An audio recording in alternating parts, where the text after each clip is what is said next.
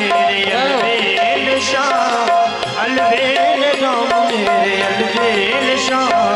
सांसों की माला तू देना, माला तू देना, सांसों की माला तू देना, सांसों की माला तू देना, माला तू देना, सांसों की माला तू देना।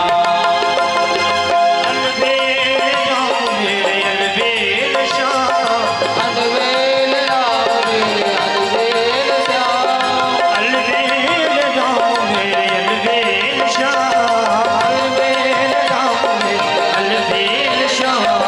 सांसों की माला तू देना, माला तू देना, सांसों की माला तू देना, माला तू देना, सांसों की माला तू देना।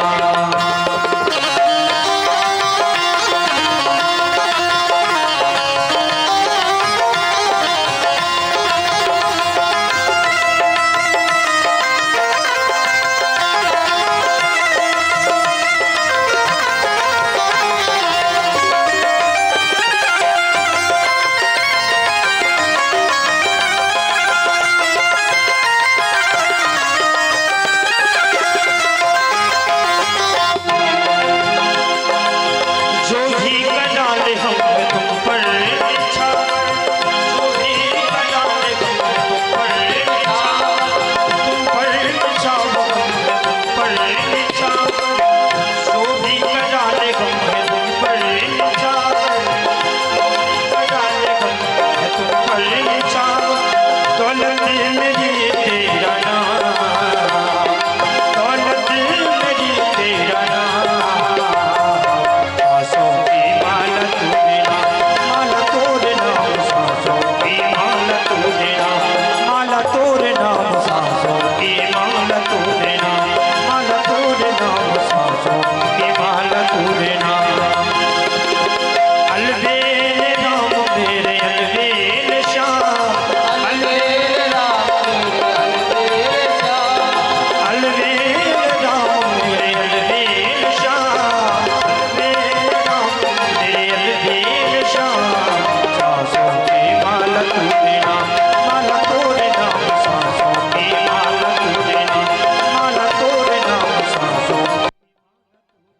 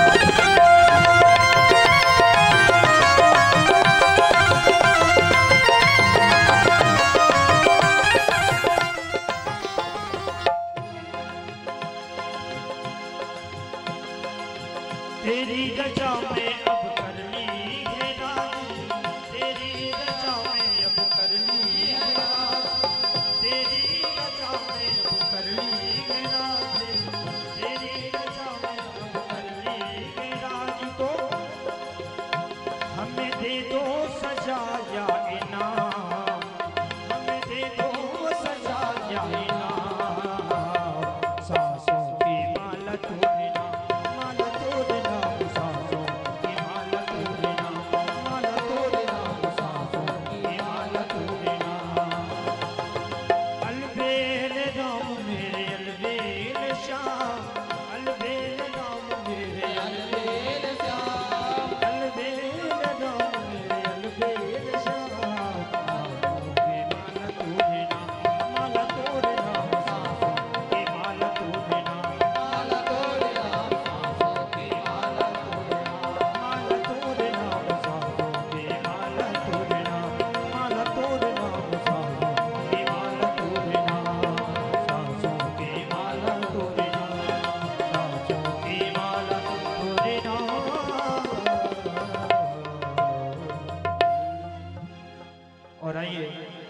जैसे कि आप सभी को बताया गया है कि गुरुदेव भगवान का पदार्पण हो चुका है, वो मंचासीन हो चुके हैं। आप सभी से निवेदन है कि यथाशीघ्र अपने घर के कामों से निवृत्त होकर के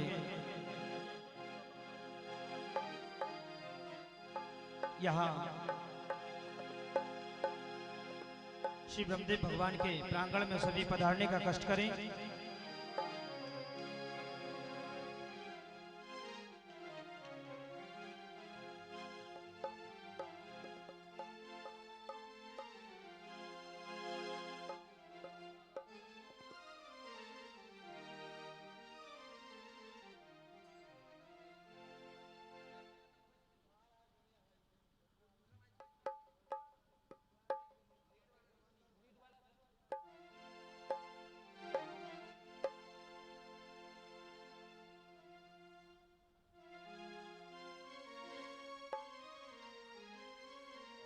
चंद्रमा मनसो जात चचोः सूर्यो अजायता श्रोत्राद्वाय च प्राण च मुखा दग्निरजायता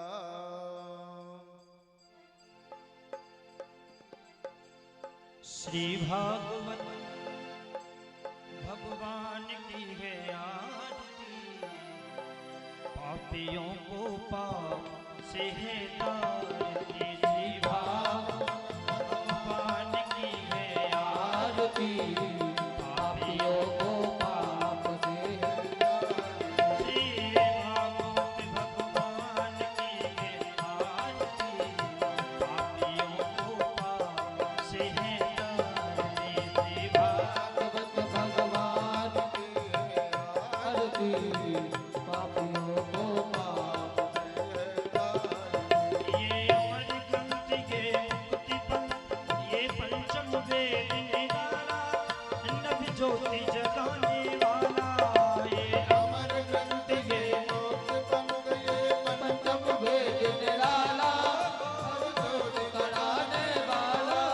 ये अमर ग्रंथ ये मुक्ति पंथ, ये पंचम वेद निराला, नभ ज्योति जगाने वाला।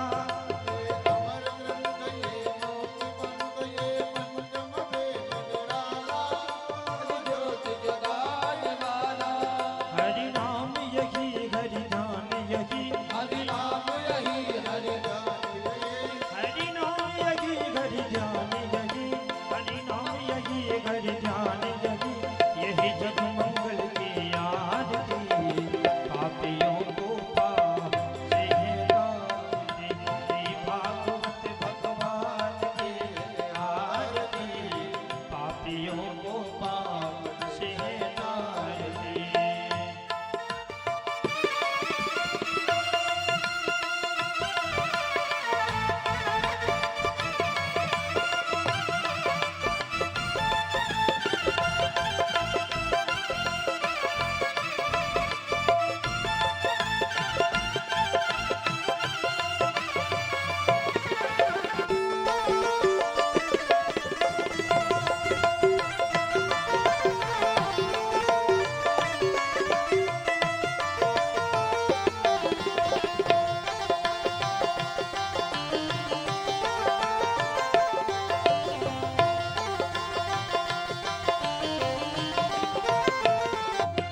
ये शांति गीत पावन पुण्य, पापों को मिटाने वाला, हरि रस कराने वाला।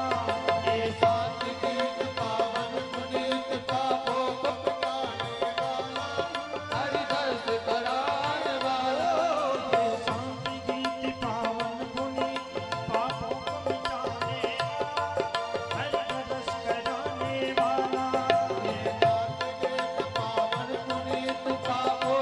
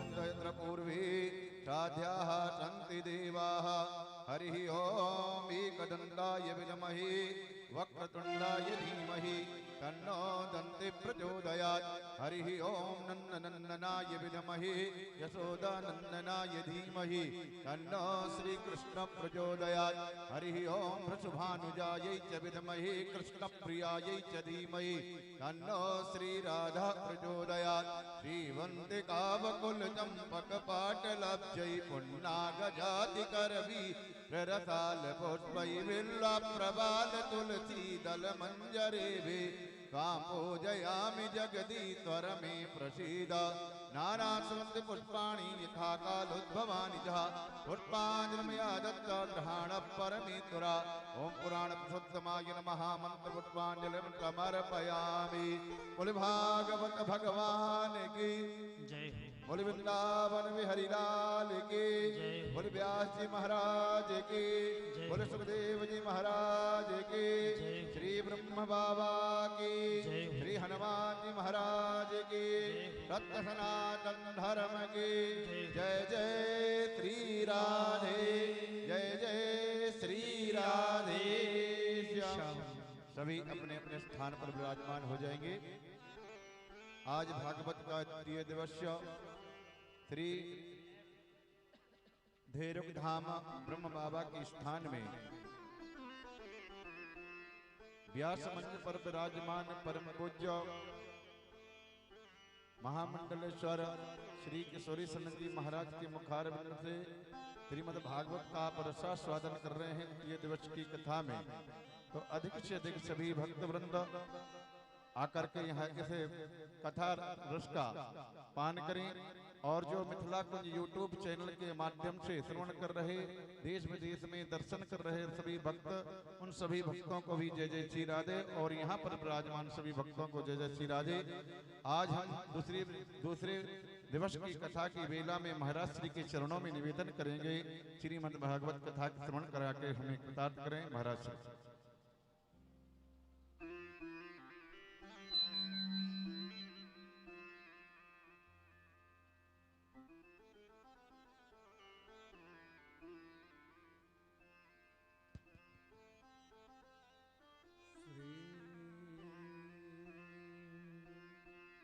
हंस भगवान समारंभा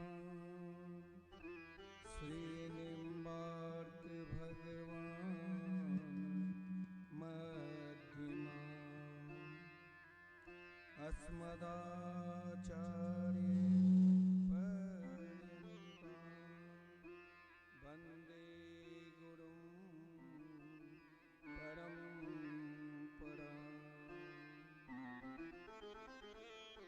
राधा कृष्ण स्वरूपं कृष्णं राधा स्वरूपिणं कलात्मानं निकुञ्जस्थं गुरुरूपं सदा भजे। नमस्तस्मै भगवते कृष्णाय कुन्तिमेदिसि राधा धर सुधा सिंधु नमो नित्ये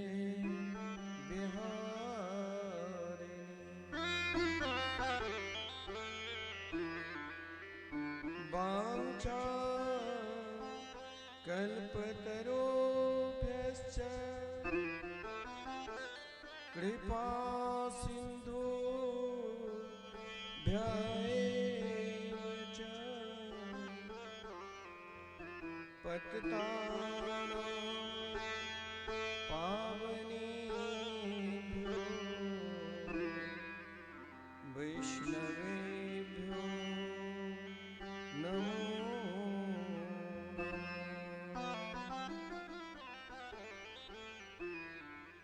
वाञ्छा कल्पतरुभ्यश्च कृपा सिन्धुभ्य एव च पतितानां पावनेभ्यो वैष्णवेभ्यो नमो नमः।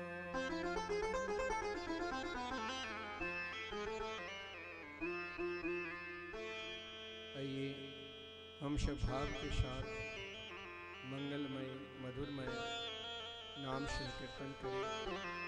तत्पश्चात कथा का रसास्वादन करें।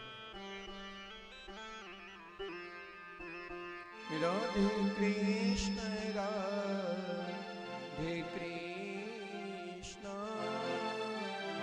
कृष्ण कृष्ण राधे राधे राधे श्याम राधे श्याम श्याम श्याम राधे राधे कृष्ण राधे कृष्ण कृष्ण कृष्ण राधे राधे राधे श्याम राधे श्याम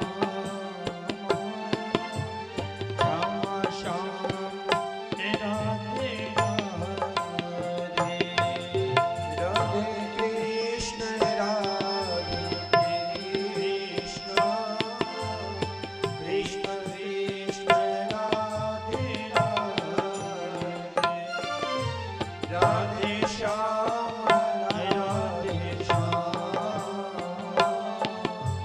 श्याम श्याम राधे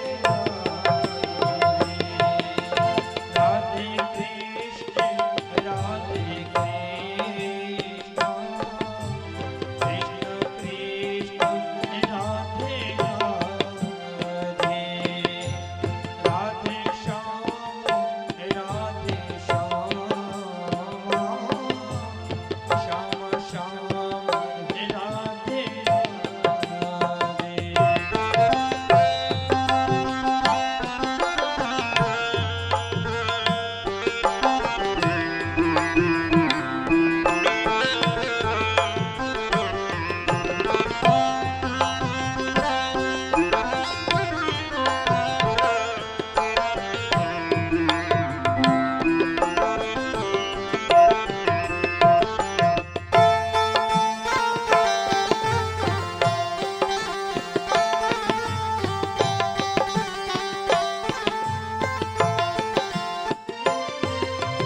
राधे कृष्ण राधे राधे कृष्ण कृष्ण राधे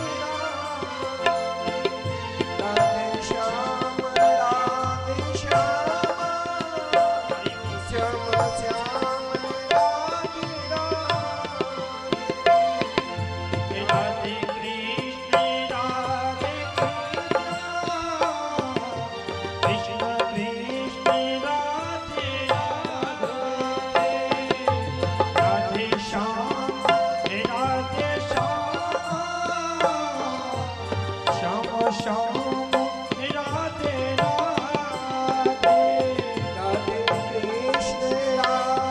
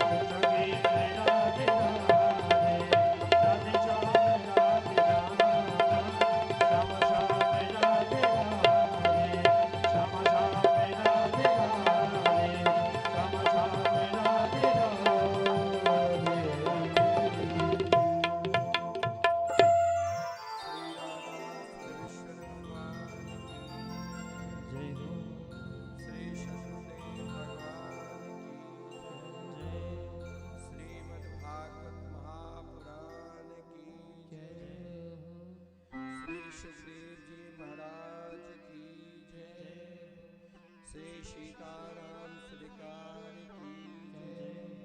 श्री राधा कृष्ण भगवान की जय। श्री मिथिला धाम की जय। श्री ढेरुक धाम की जय। श्री ब्रह्म स्थान की जय। श्री हनुमान जी महाराज की जय। जय जय श्री राम। जय जय श्री राधे श्याम। परम मंगलमय परात्पर अखिलेश्वर अकारण करुणा वरदालय भक्तवांछित कल्पतरु श्री राधा एकांत श्री श्याम सुंदर के शब्दमयी प्रतिमूर्ति श्रीमद्भागवत कथा के रस रसिक श्रोताबिंद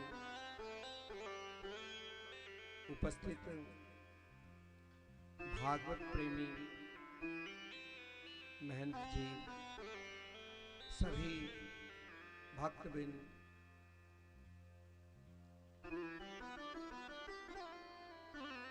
पुराण सम्राट श्रीमद् भागवत महापुराण की प्रतीक श्लोक में श्री श्याम सुंदर के पावन मंगलमय नाम का वर्णन है, नाम उपलब्ध है। अतः हम सब जहाँ वक्ता भी स्वयं ब्रह्म बाबा, श्रोता भी ब्रह्म बाबा, आयोजक भी ब्रह्म बाबा, केवल हम सब इस ब्रह्म स्थान में एक प्रतिनिधित्व के रूप में हैं। ब्रह्म स्थान के सभी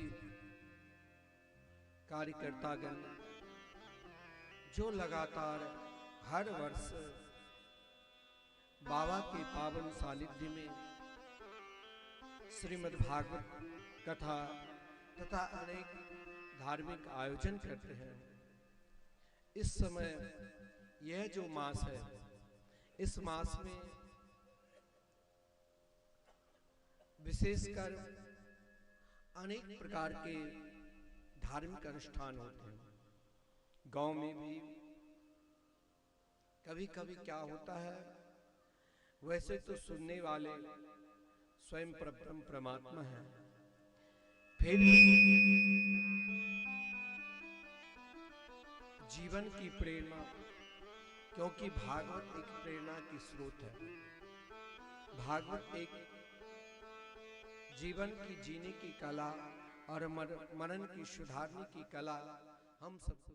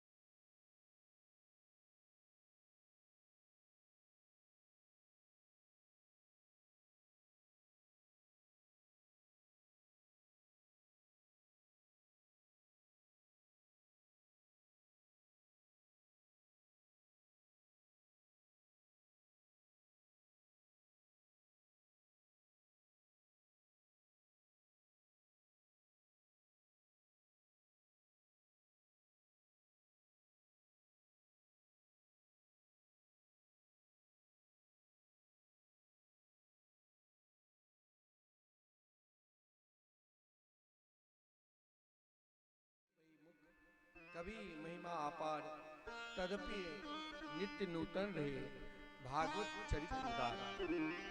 भगवान के जो चरित्र होते हैं, भगवान के चरित्र कोई उपन्यास, कोई कहानी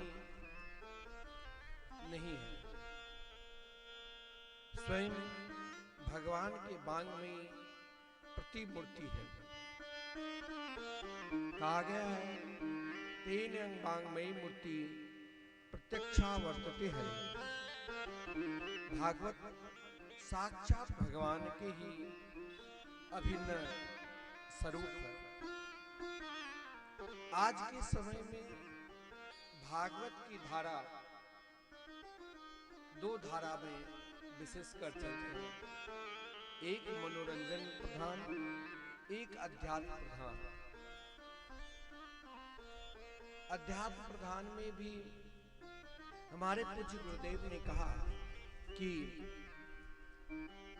भागवत के विषय को लेकर ही निरंतर चलना चाहिए, क्योंकि भागवत में अनंत लीला छुपे हुए हैं। क्योंकि भागवत में प्रवेश से पूर्व 6 अध्यात्मक हम सब महात्मा की कथा श्रवण करते हैं। महात्मा का अभिप्राय यही है, महात्मा का अभिप्राय है महिमा। जीवन में आप सबकी महिमा को गान सकते हैं, लेकिन भागवत की महिमा ही अनंत है। जैसे मानो महिमा मतलब श्रेष्ठ, जैसे आपको किसी विशेष व्यक्ति से मिलना है तो उनकी हम महिमा सुनते हैं। इसी प्रकार भागवत क्या है? भागवत की महिमा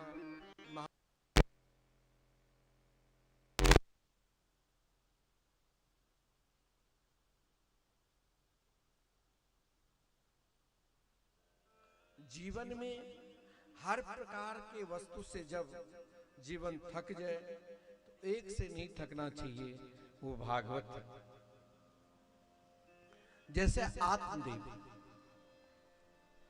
जीवन में हर इच्छा से जब व्यक्ति थक जाते हैं तो अंतिम इच्छा भक्त और भगवान के संबंध हो जाता है। आत्मदेव जी ने ज्यों ही अपने आप को भगवान से संबंध जोड़ने की इच्छा प्रकट की, भगवान से जो आपका संबंध जोड़ ले वही आपके लिए श्रेष्ठ है, गुरु के समान। आदरणीय गोकर्ण जी ने केवल 2 श्लोक में अपने पिता को भगवान से संबंध जोड़ दिया। ऐसा नहीं है जो धुंधकारी का संबंध भगवान से नहीं जुड़ा। मैंने पहले कहा कि अपने आप को पहले जो भी भोगना है, जो भी इच्छा है, जो भी कामना है, जहां तक इच्छा है वहां तक इच्छा को ले जाओ। लेकिन वो इच्छा हो सकता है आपको कोई श्रेष्ठ पद भी प्राप्त करा दे, और वो इच्छा हो सकता है आपको नीचे गिरा दे। जैसे धुंधकारी, जिसने 5 वेश्याओं को अपना लिया, वही वेश्या के द्वारा मारा गया। लेकिन जीवन का ऐसा नहीं है कोई व्यक्ति अपने जीवन में कहे कि हम पाप ही करके जी लेंगे। 24 घंटे में मन एक क्षण के लिए उस धारा पर भी पहुंच जाता है जहां केवल भक्त और भगवान का संबंध हो जाता है। चाहे अज्ञानी को ही प्रेत कहा गया है, धुंधकारी चाहे प्रेत बना, लेकिन उन प्रेत योनि में भी अज्ञानी को भी महात्मा तार सकते हैं। आदरणीय गोकर्ण जी के द्वारा धुंधकारी ने, देखिए, 2 के समीप कुछ मत छुपाओ। एक जो आपकी शुभचिंतक है और एक सदगुरु के निकट। सदगुरु के पास जाकर कुछ न छुपाओ। अपना ज्ञान भी और अपना अज्ञान भी दोनों समर्पित कर दिया। ज्ञान और अज्ञान के फलस्वरूप यही होता है, जैसे धुंधकारी ने अपना अज्ञान समर्पित किया। अज्ञान का नाम ही प्रेत है। धुंधकारी ने यही कहा था जब आदरणीय गोकर्ण जी ने पूछा कि आप हो तो हो कौन। जब ये शब्द पूछा तो कहा अहम भ्राता त्वदेस्मि धुंधकारिति नामतः स्वकीयेव दोषेन ब्रह्मत्वं नासितं मया। यहां अगर देहाभिमान है तो स्वयं अपना बड़प्पन जागता है। अगर परमात्मा के शरणागति में जाना है तो वहां दीनता जगती है। हमारे पूज्य गुरुदेव कहा करते हैं कि जब तक आप दीन नहीं बनोगे तब तक दीन बंधु की कृपा नहीं होगी। तो यहां धुंधकारी ने अपने जीवन में देख लिया कि मैंने अपने जीवन में सोचा कि सबसे श्रेष्ठ मैं ही हूं, लेकिन उन श्रेष्ठता के कारण ही तो मुझे प्रेत बनना पड़ा। परंतु संत की शरण में जाने से दीनता की स्वीकार करनी पड़ेगी। अगर संत के निकट, सदगुरु के निकट जाकर यदि अपना बड़प्पन की गान करोगे तो आपका कल्याण के लिए हो सकता है वही आपका कल्याण कर दे, परंतु बहुत समय लगे। धुंधकारी ने कहा मैं आपका ही भाई हूं, हम सब भगवान के ही हैं। मेरा नाम धुंधकारी है, लेकिन जब हम माता के गर्भ से जन्म लेते हैं, मातृ गर्भ में रहते हैं, तो भगवान से क्या प्रार्थना करते हैं? हे प्रभु, एक बार आप मुझे इस संसार में आने दो और फिर यहां रहकर मैं आपके भजन करूंगा। लेकिन हम अपने आप को भूल जाते हैं। यहां धुंधकारी ने भी कहा स्वकीयेव दोषेन ब्रह्मत्वं नासितं मया। हमारे शास्त्र में भी कहा गया है दूषिलो मातृ दोषेन पितृ दोषेन मूर्खता कार्यपन्यम वंश दोषेन आत्म दोषात् दरिद्रता। संतान पर प्रथम ध्यान माता को ही देना चाहिए। अगर माता ने ध्यान नहीं दिया तो दुशील हो सकता है, और पिता ने ध्यान नहीं दिया तो मूर्ख हो सकता है।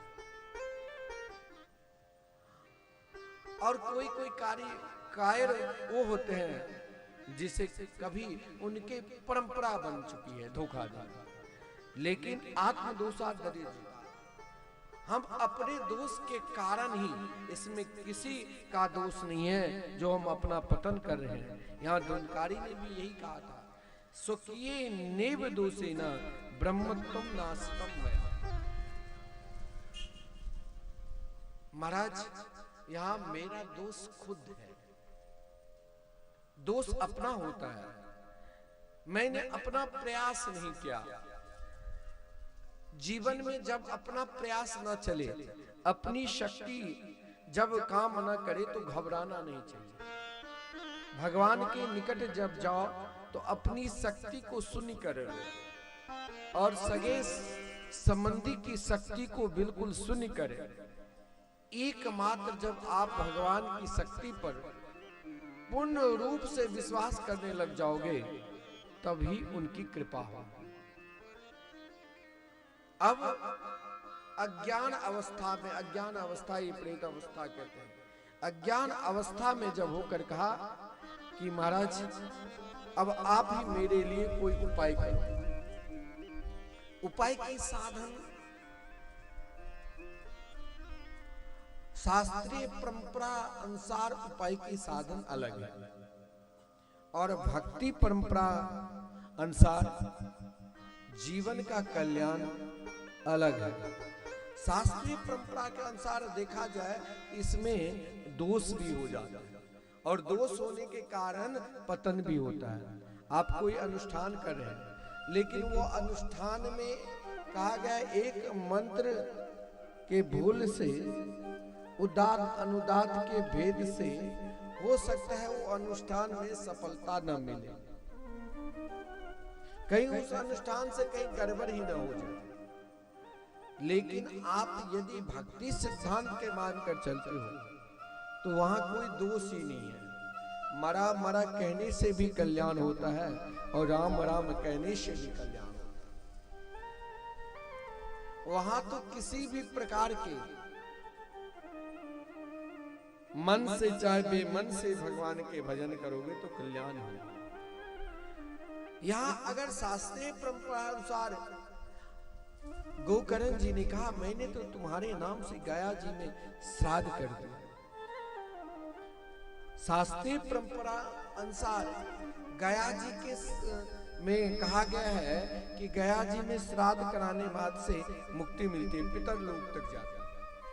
पितर लोक में जाकर भी समय, जब तक आपका समय है तब तक आप रहोगे। और यहाँ एक अज्ञानी एक क्षण के लिए संत के निकट आए तो कहा अब शास्त्रीय परंपरा से मुझे ऊपर उठकर भक्ति सिद्धांत की परंपरा को अपनाना है।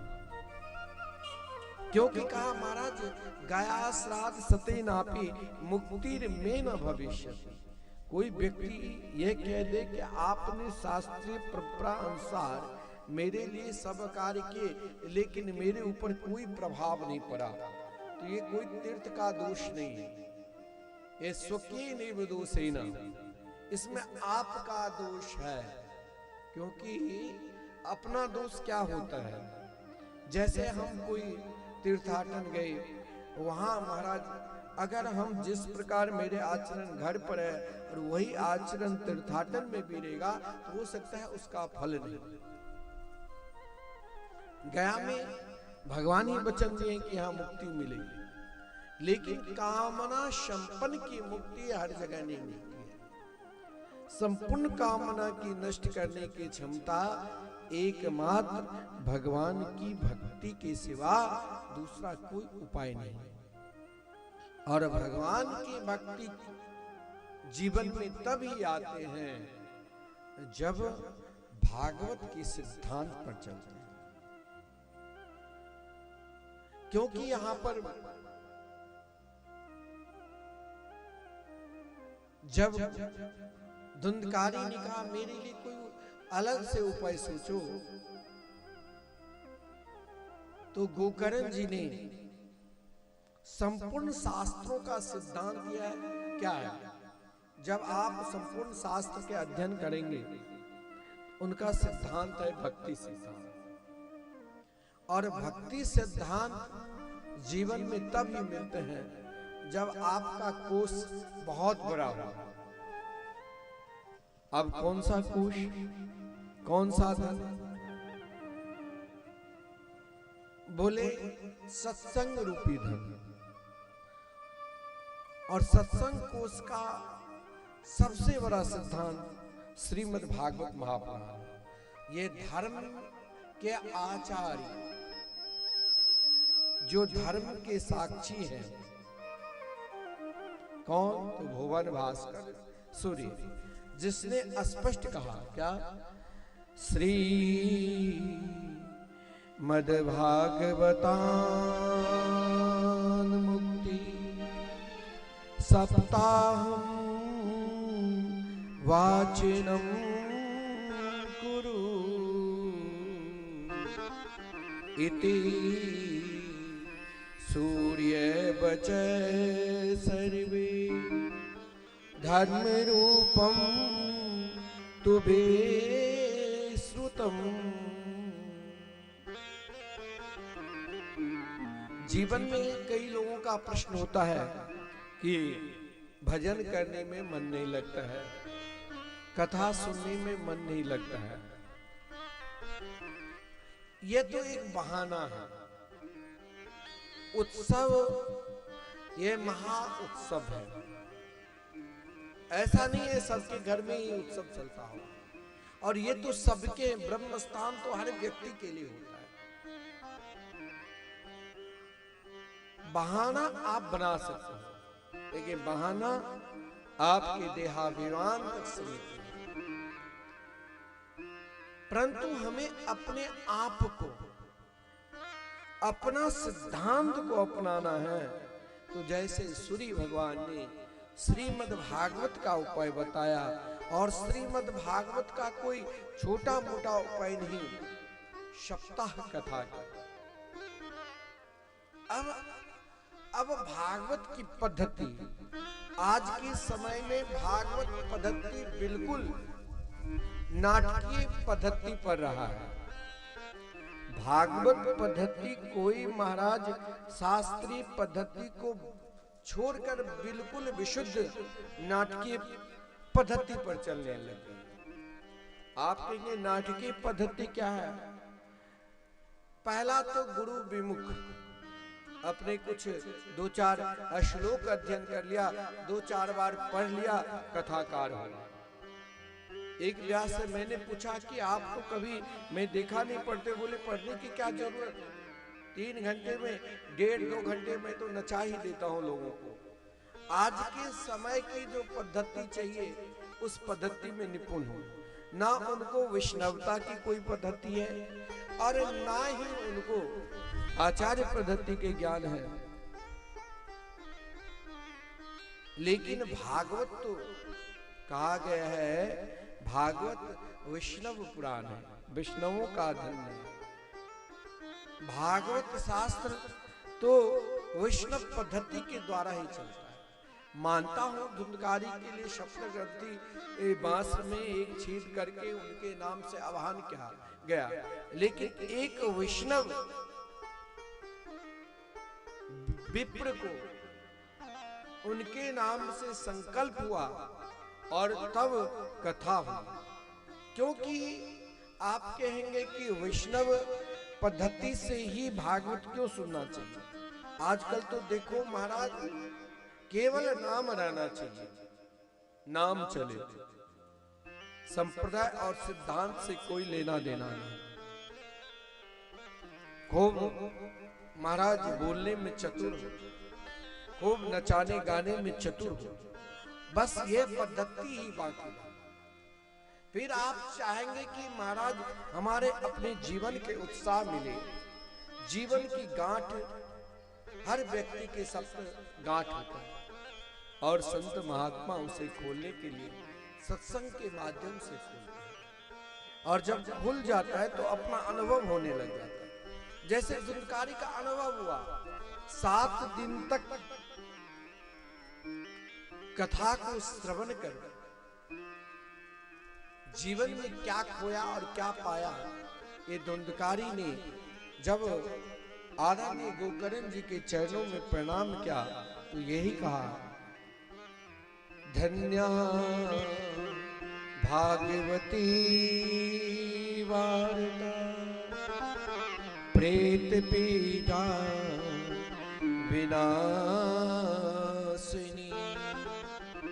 सप्ताहोपि तथा धन्य कृष्ण लोक फल प्रद।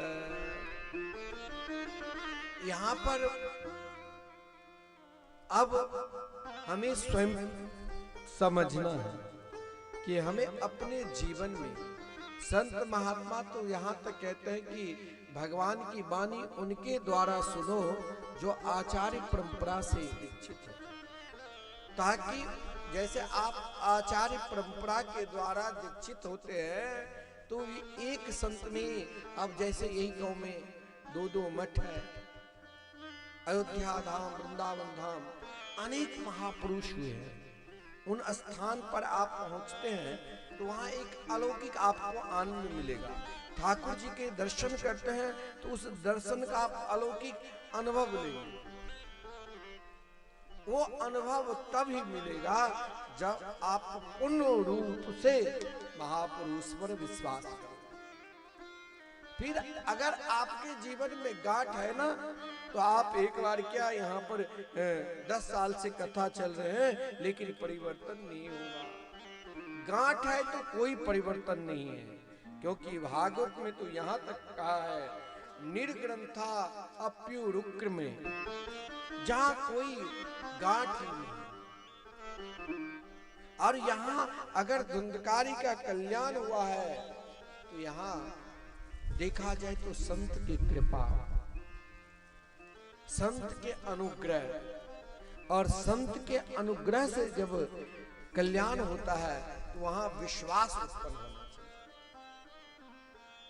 विश्वास उत्पन्न के लिए क्या करना पड़ेगा?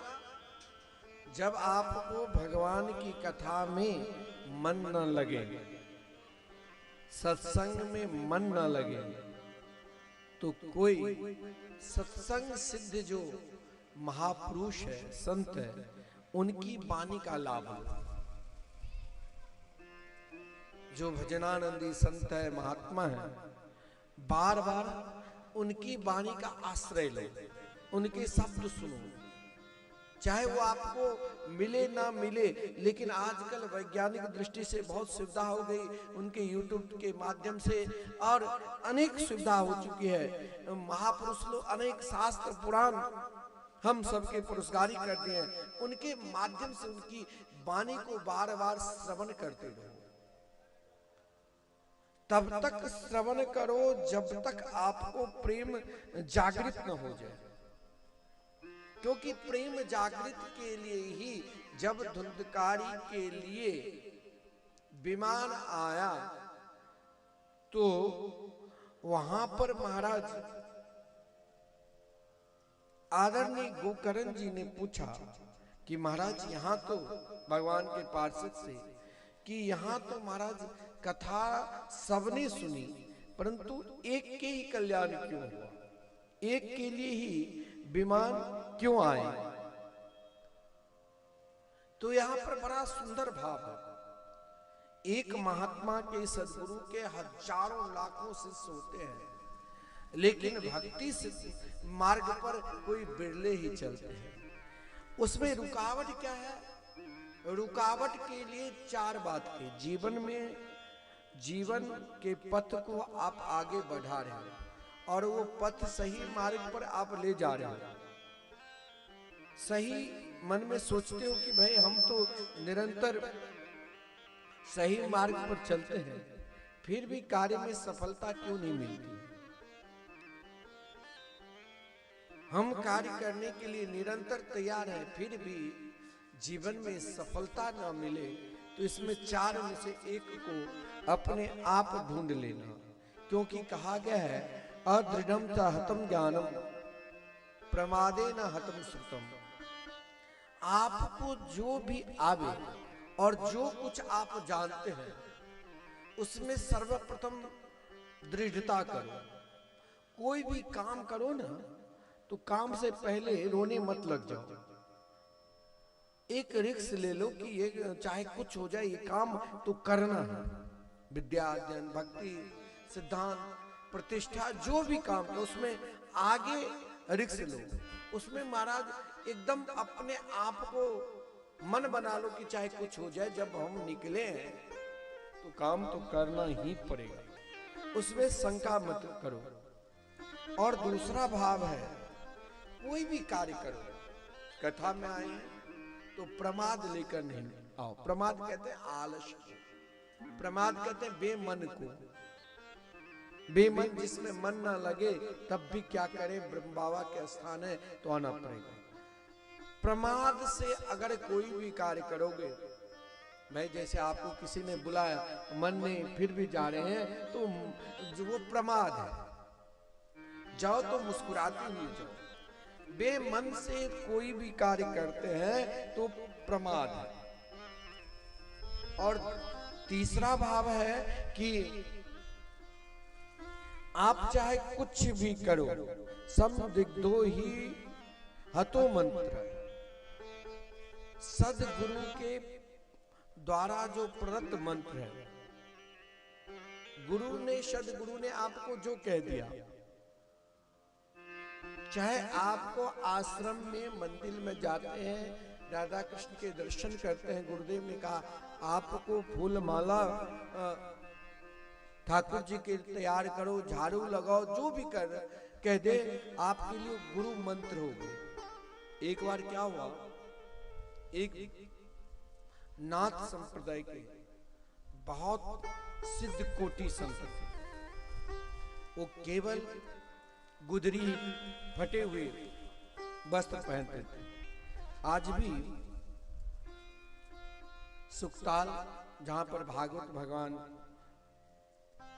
को आदरणीय श्रीमान सुखदेव जी ने महाराज परिचित को श्रवण कराए, वहां के जो महाराज जी है ना, बहुत सिद्ध कोटि के संत, कई इंजीनियरिंग कॉलेज, मेडिकल कॉलेज, मैंने 3 बार वहां पर कथा की, मुजफ्फरनगर में है मेरे भाई। तो महाराज उनको सब प्रथम दिन बुलाते हैं कि महाराज जी के आशीर्वाद हो, तो गुदरी पहने रहते, फटे हुए, परंतु उनके ज्ञान अथाह है, अथाह की सागर ज्ञान है। तो सदगुरु के वचन में क्या विश्वास होना चाहिए, यह मैं आपको बता रहा हूं।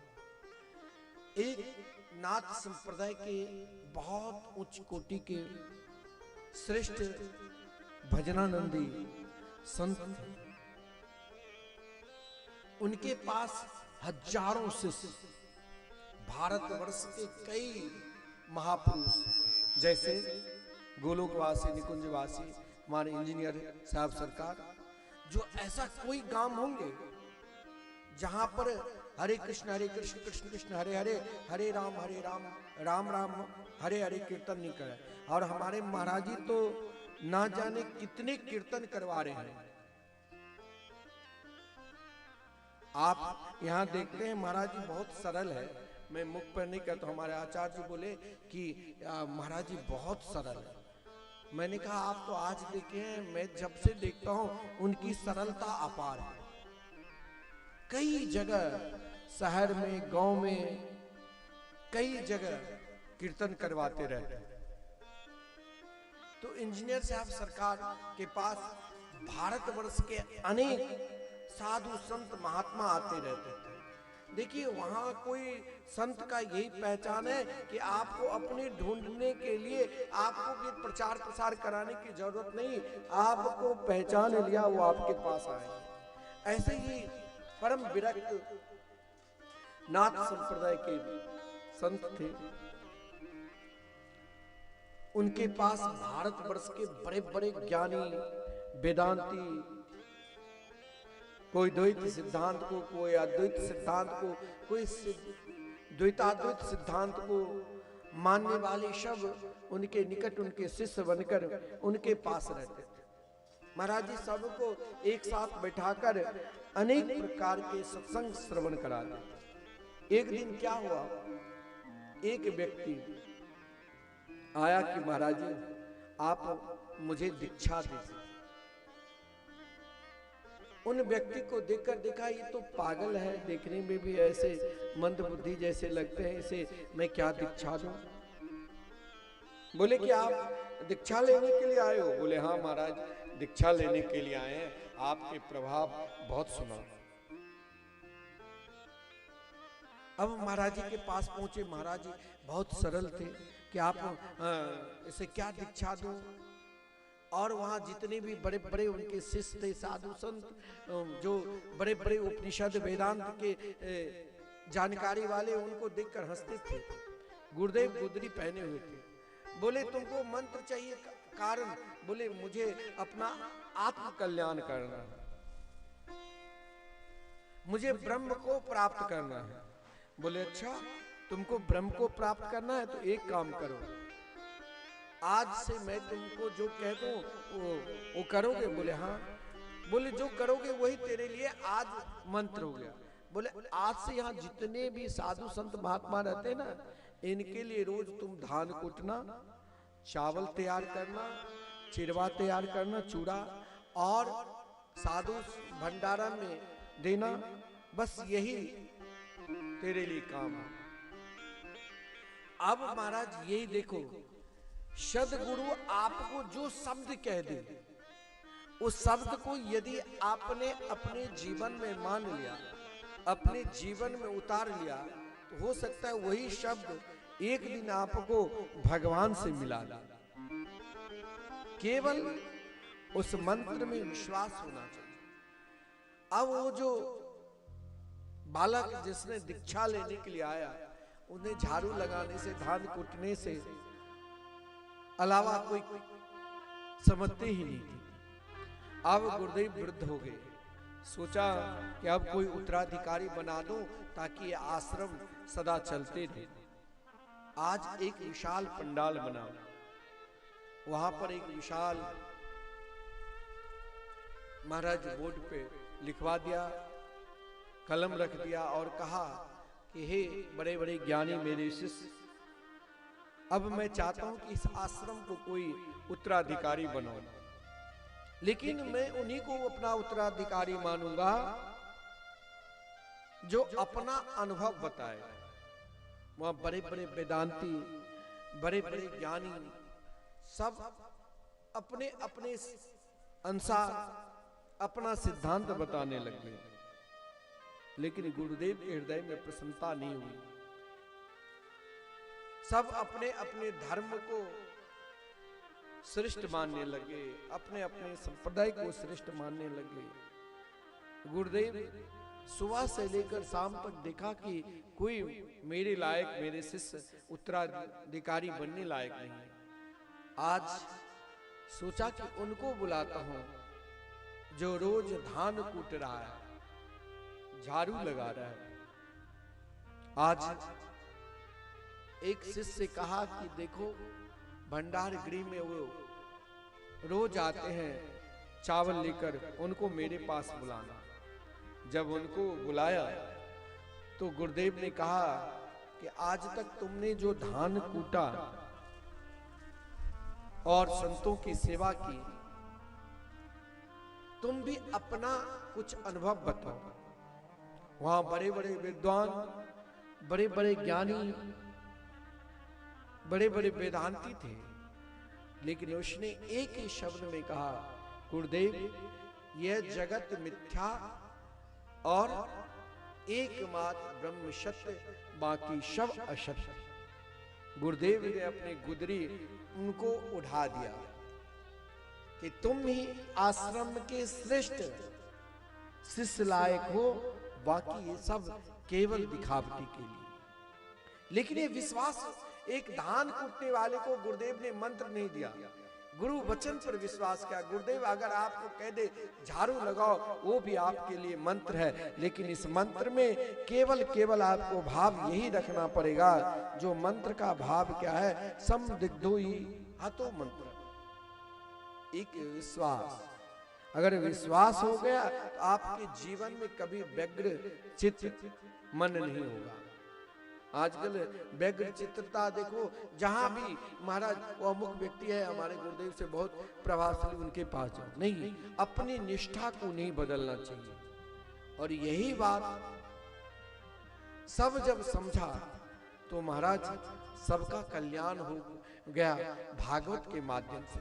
बड़ा सुंदर भाव है, भागवत कैसे सुनना चाहिए, यह सभी नियम है। किस मास में अनुष्ठान परक, भक्ति सिद्धांत परक, भागवत किस प्रकार कैसे अनुष्ठान परक, किस प्रकार नियम में, ये भी बात है। लेकिन भागवत के आश्रय एक बार जो जीव ले लेते हैं ना, उनके जीवन में क्या परिवर्तन होता है, यह भी भागवत की महिमा में बड़ा सुंदर भाव स्वयं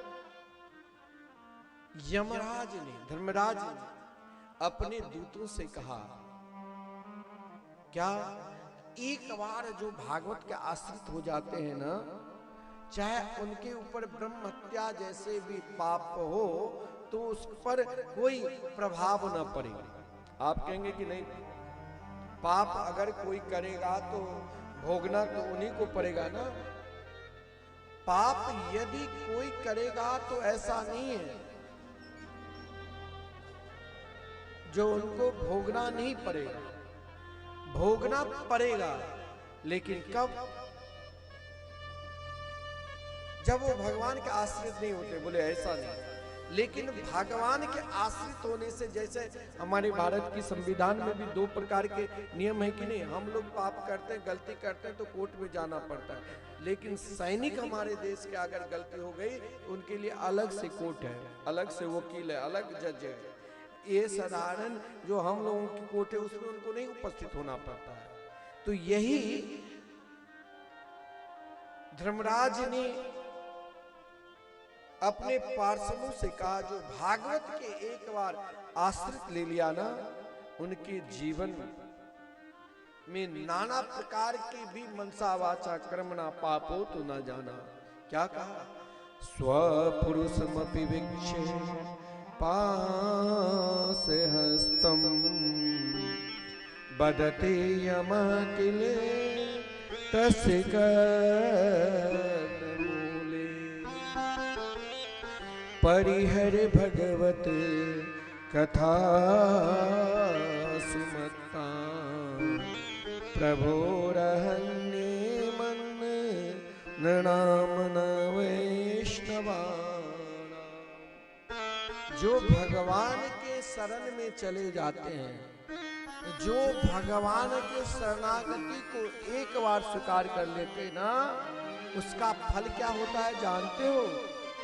उसका फल यही होता है, उनके जीवन में नाना प्रकार के भी पाप है तो यमराज की ताकत नहीं जो उन्हें दंड दे दे। वो सब कुछ, क्योंकि भगवान के नाम है पतित पावन, सब कुछ उनके शरण में चले जाते हैं।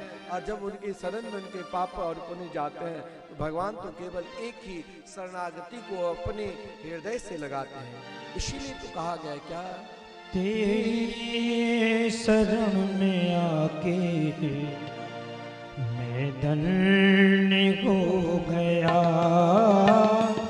तेरी शरण में आके मैं धन्य हो गया, तेरी शरण में आके मैं धन्य हो गया। जन्मों की प्यास थी जो, जन्मों की प्यास थी जो, मैं संपन्न हो गया, तेरी शरण में आके मैं धन्य हो गया, तेरी शरण में आके मैं धन्य हो गया।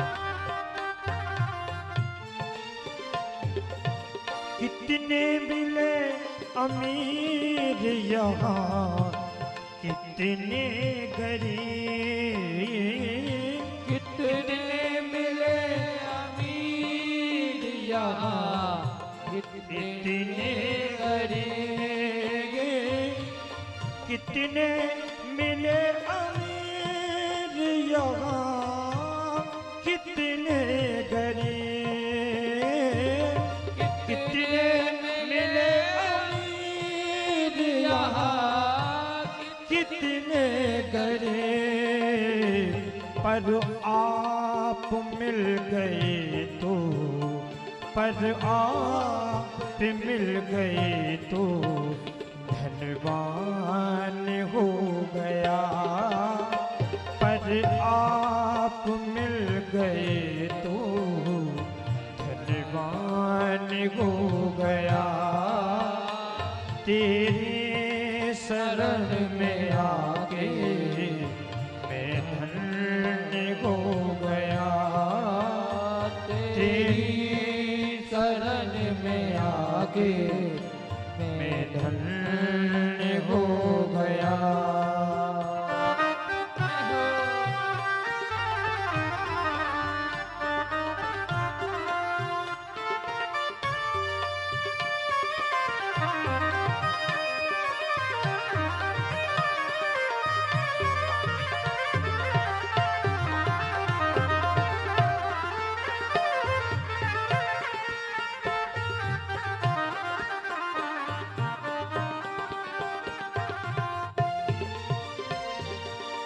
दुख में तड़प रहा था प्रभु मुद्दतों से मैं, दुख में तड़प रहा था प्रभु मुद्दतों से मैं, दुख में तड़प रहा था प्रभु मुद्दतों से मैं, एक आपका सहारा, एक आपका सहारा साकार हो गया, एक आपका सहारा साकार हो गया, तेरी शरण में आके मैं धन्य हो गया, तेरी शरण में आके मैं धन्य हो गया।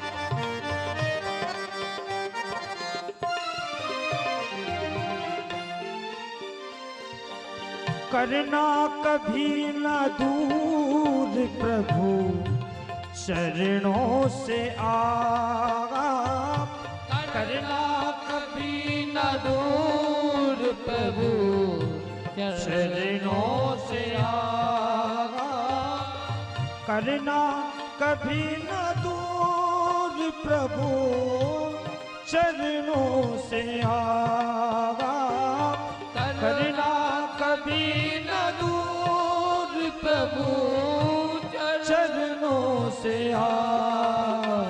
चरणों के ही सहारे, चरणों के ही सहारे मैं भव पार हो गया, तेरे शरण में आके मैं धन्य हो गया, तेरी शरण में आके मैं धन्य हो गया। मीठी मीठी तालियां बजती रहनी चाहिए सभी।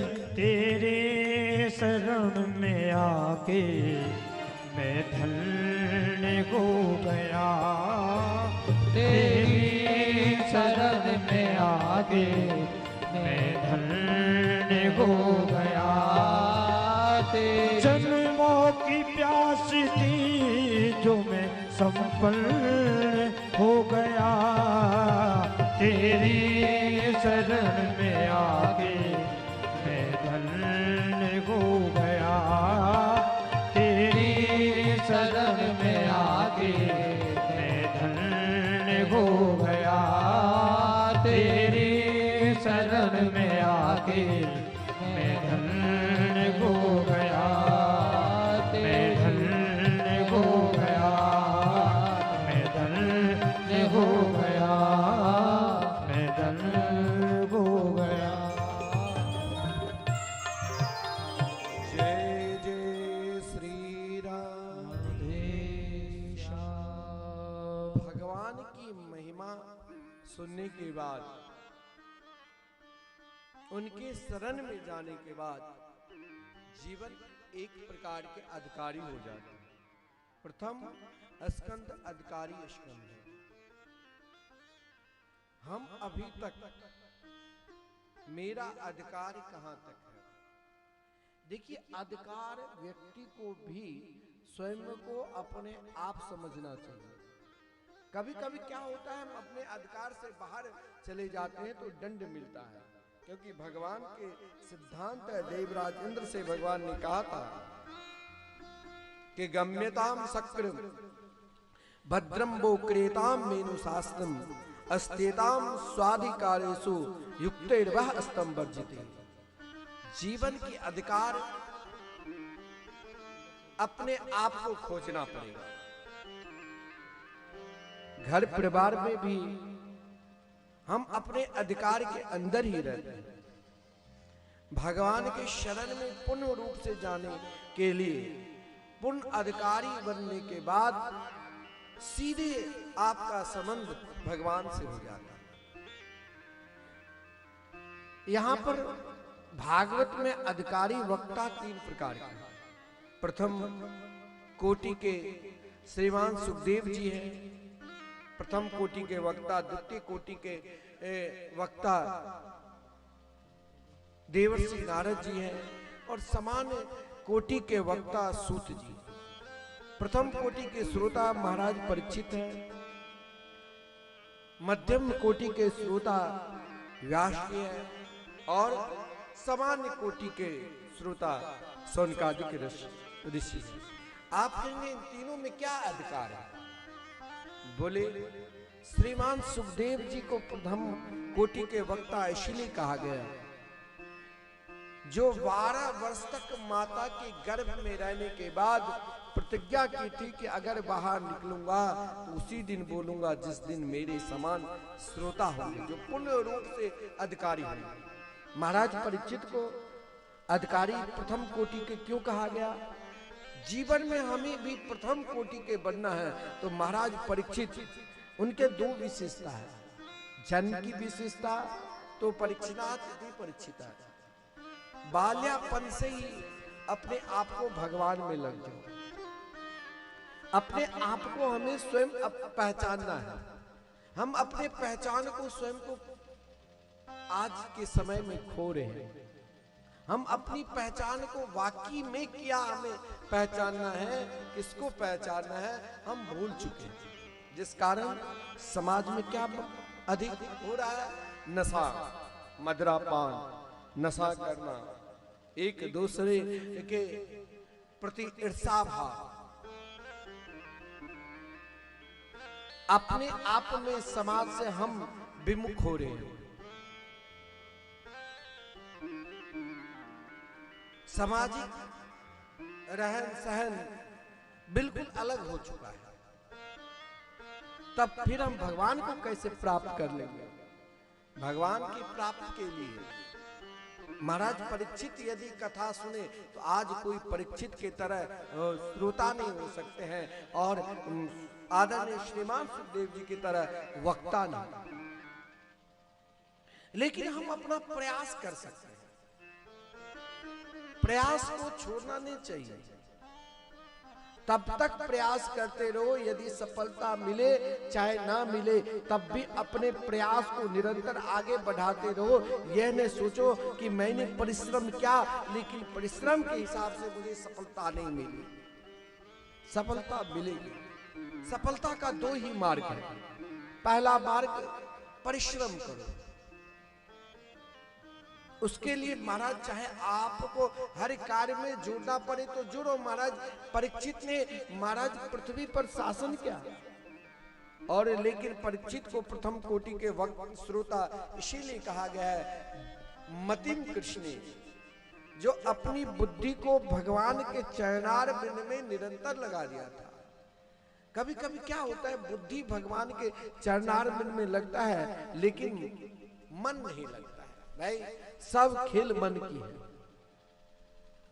तो महाराज परीक्षित ने एक क्षण में श्राप लगा था तो ममता जो अपने संपूर्ण आसक्ति को त्याग कर एकमात्र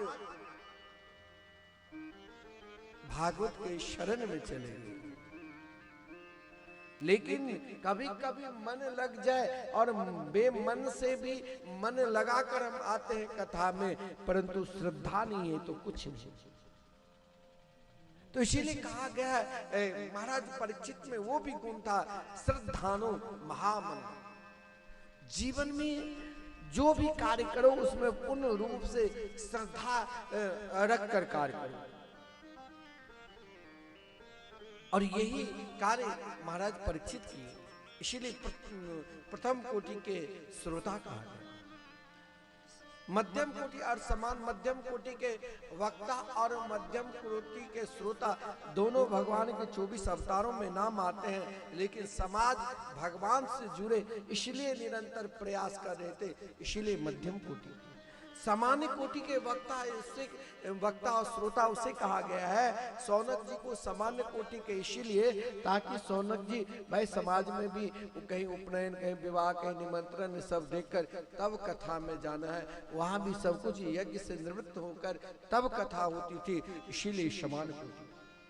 परंतु भागवत के मंगलाचरण जो है, जीवन में हम सबको भी निरंतर अपने आप को मंगल रखना है। और मंगल कब रहेगा? मंगल निरंतर रखना है तो अपने आप को मंगलाचरण करो। जैसे आप घर से निकलते हैं, इष्ट है तो अपने इष्ट के नाम, नहीं तो जय गणेश मंगल गणेश बोलकर निकलते हैं। यानी जीवन का निरंतर आगे बढ़ाने के लिए अपने आप को हमें मंगलाचरण करना पड़ेगा। यहां मंगलाचरण 3 प्रकार के हैं। ब्रह्म सूत्र का भाव देखा जाए तो जन्मादिस्य यतः, यदि ब्रह्म सूत्र का दूसरा मंत्र है। बंसीधरी टीका में केवल एक मंगल जन्मादिस्य यतः का भाव 108 प्रकार के दिए। आपका यहाँ भाव यही है, आपका भाव भगवान के प्रति जिस भाव से लगे। एक बांस के पास जल डालने से भी अगर आपको परमात्मा दिखाई देता है तो बांस में जल डालने पर भी कोई दोष नहीं है, क्योंकि आपका भाव वहां लगा है। जहां भाव लग जाए, जिस देवी देवता जो उपासना, जिस साधना में पहले तो अपने आप को भाव लगा लो, और ज्यों ही भाव आपका पूर्ण हो जाएगा तो जीवन क्या हो जाएगा जानते हो? जीवन में 3 प्रकार के द्वंद्व हैं, दैहिक, दैविक, भौतिक। जो ये ताप है ना, ये तीनों ताप का निवारण जीवन में एक ताप, भाव जहां लगता है। लेकिन भाव को भावमयी बनाने के लिए, कभी कभी हमको किसी के प्रति बहुत भाव है, लेकिन कुछ ही दिन के लिए भाव रहता है, फिर टूट जाता है। लेकिन उस भाव को भावमयी बनाने के लिए मंगलाचरण में अंतिम भाव जो कहा, सत्यम परम धीम। भगवान के अनेक रूप है, अनेक उपासना है, और मैंने कहा उपासना में भी कभी कभी दोष हो जाता है। उदात अनुदात मंत्र में कोई गलती हो गई तो दोष भी लगता है। लेकिन यदि आपका मन केवल गायत्री परक है, भगवान के जन्म से लेकर दिव्य धाम परक मंगलाचरण में है,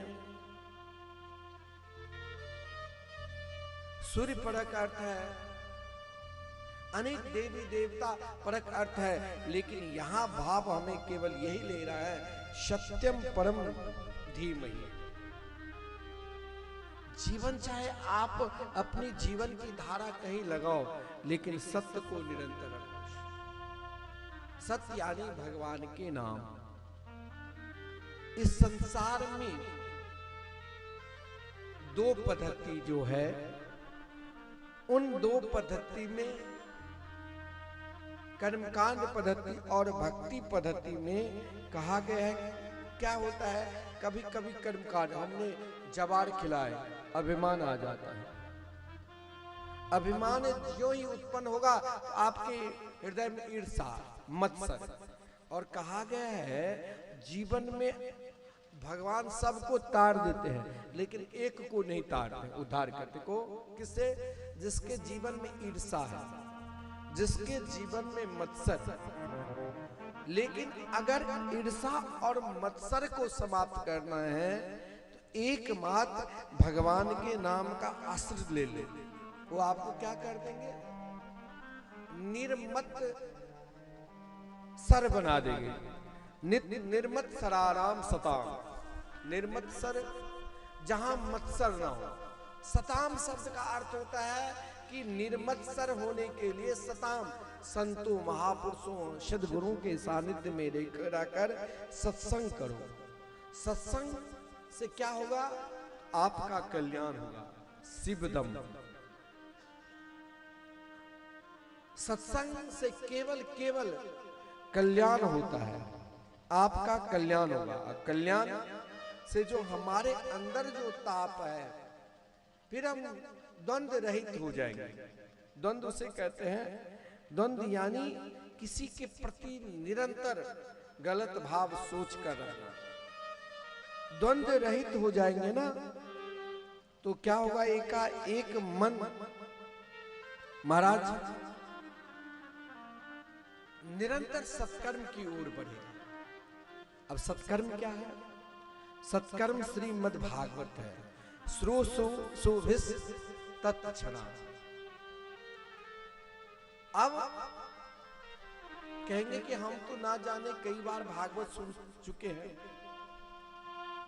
लेकिन ऐसा नहीं है। तब तक सुनो संतों की वाणी, महापुरुषों की वाणी, सत्संग स्वयं अपने आप करते रहो जब तक महाराज। उस सत्संग का फल क्या है? सत्संग का एक ही फल है, जो आपके मन में जो भी इच्छा है, उन इच्छा को पूर्ण करते हुए सीधे भगवान से मिला ले। और यही मंगलाचरण का तीसरा जो भाव है, निगम कल्प तरोर्गलितं फलम सुख मुखा दमृत द्रव संयुतम पीबत भागवतम रसमाल्यम मुहुर्हो रसिका भुवि भावुका। फिर आपका मन निगम हो जाएगा। निगम यानी धर्म, धर्म यानी वेद के प्रति निष्ठा। वेद यानी भगवान, भगवान के प्रति जब आपकी निष्ठा हो जाएगी ना, तो भगवान क्या करते हैं जानते हो?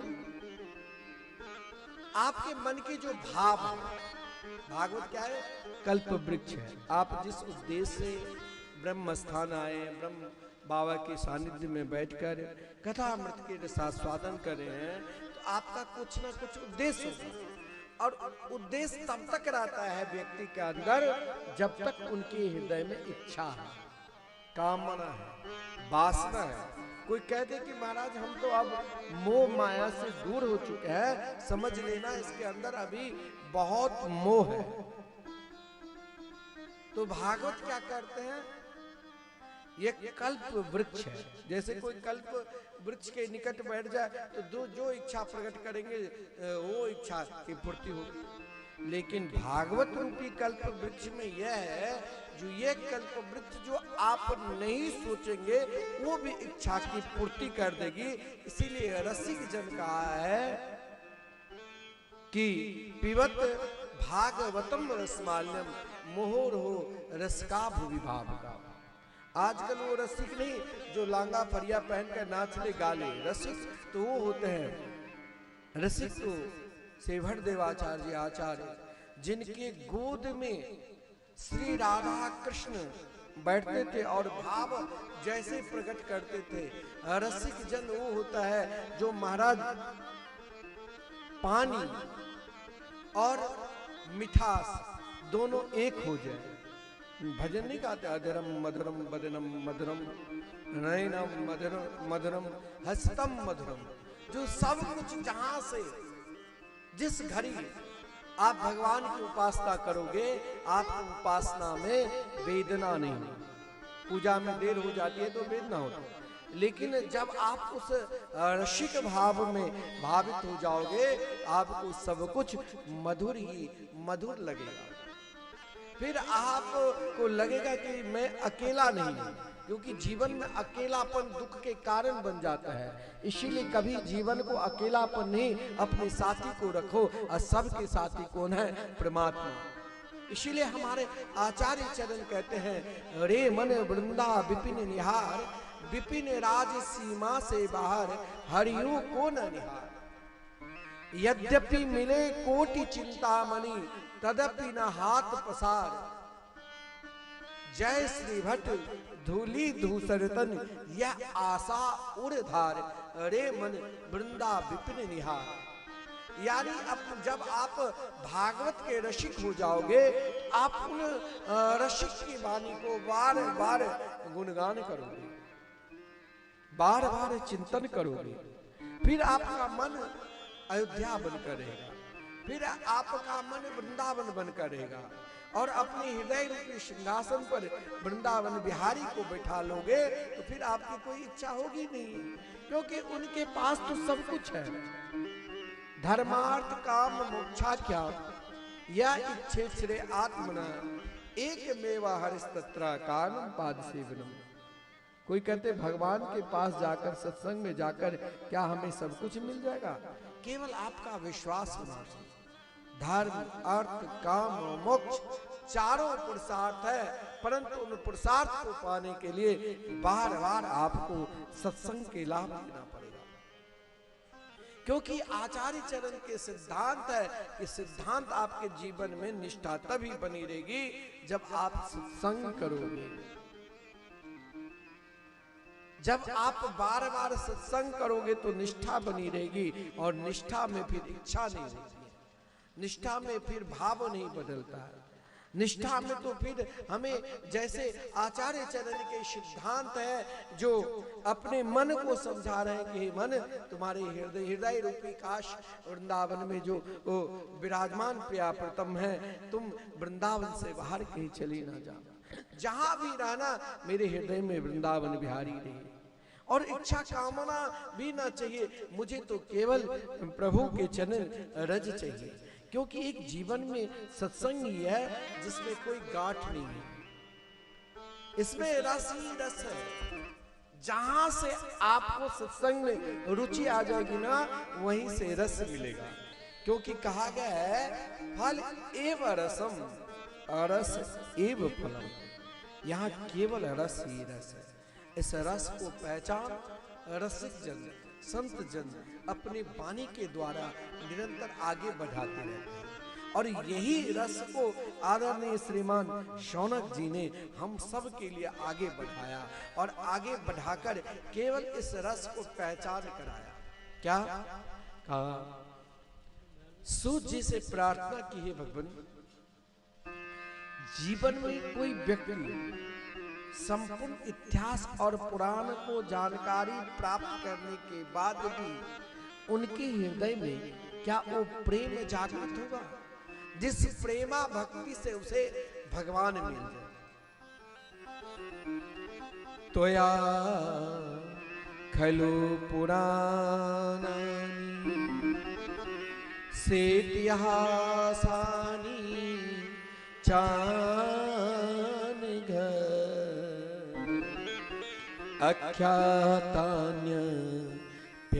आख्यातान्यप्यधीतानि धर्मशास्त्राणि यान्युत। ऐसा नहीं है कोई धर्म शास्त्र का बहुत बड़े ज्ञाता है, लेकिन धर्म शास्त्र के ज्ञाता जानकारी प्राप्त करने के बाद भी अगर उनके जीवन में सत्संग नहीं है तो ये भाव का प्रश्न नहीं कर सकते। बोले हम सबके कल्याण के लिए, मानव मात्र का कल्याण, घर में, परिवार में, सगे संबंधी में, सबके साथ रहकर, गृहस्थ आश्रम में रहकर क्या हम सबके कल्याण होगा? और बोले कल्याण की साधना क्या है? ऐसी कौन सी साधना करो, ऐसे कौन सी उपाय करो जिससे भगवान जल्दी मिल जाए? भगवान से मिलने की कौन सी साधना है, कौन से उपाय है? तो भगवान से मिलने की साधना केवल उनके मंगलमय नाम है। तो आइए 2 मिनट हम सब कीर्तन करें, बारिश हो रही है। राधा तेरी ठीक है।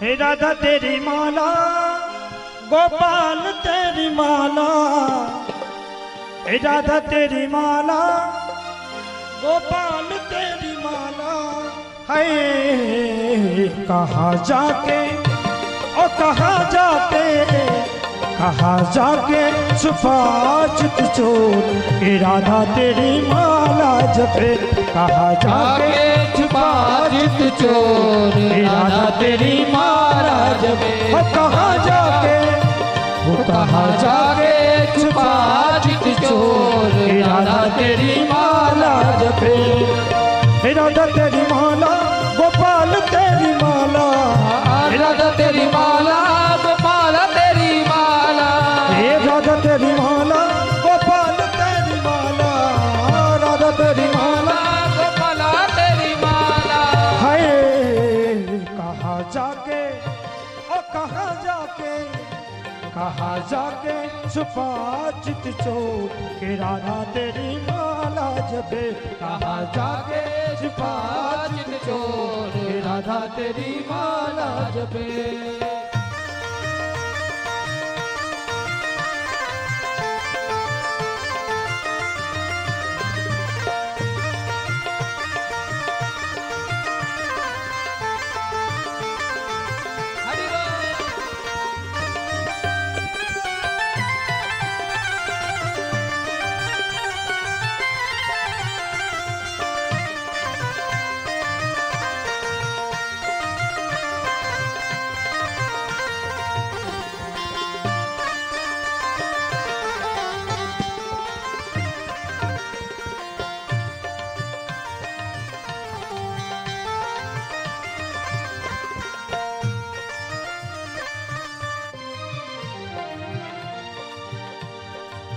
धानी चुनरिया पे यमुना किनारे, धानी चुनरिया पे यमुना किनारे, कब से खड़ी मैं तेरा रास्ता निहारे, कब से खड़ी मैं तेरा रास्ता निहारे, धानी चुनरिया पे यमुना किनारे, और कब से खड़ी मैं तेरा रास्ता निहारे, धानी चुनरिया पे यमुना किनारे, कब से खड़ी मैं तेरा रास्ता निहारे, है तेरे संग बांधे और तेरे संग बांधे, तेरे संग बांधी जीवन की डोर, के राधा तेरी माला जपे, तेरी जाके छुपा चित चोर, राधा तेरी माला जपे, कहाँ जाके छुपा चित चोर, के राधा तेरी माला जपे, कहाँ जाके छुपा चित चोर, राधा तेरी माला जपे, हे राधा तेरी माला,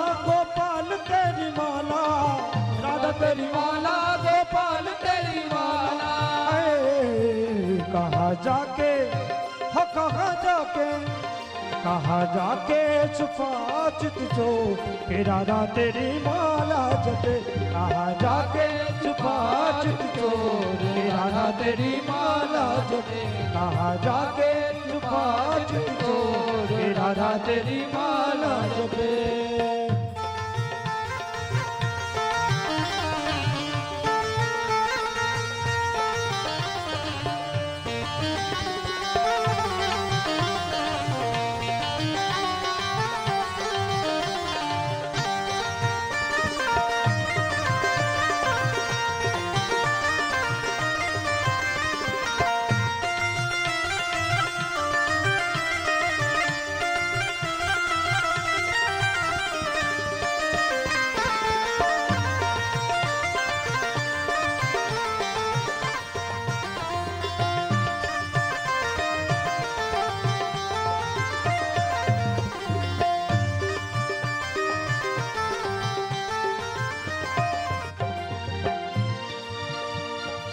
बेचैन मन के तुम बोलने को, बेचैन मन के कुछ बोलने को, बंसी की तानों पे नल डालने को, बंसी की तानों पे तनु डोलने को है।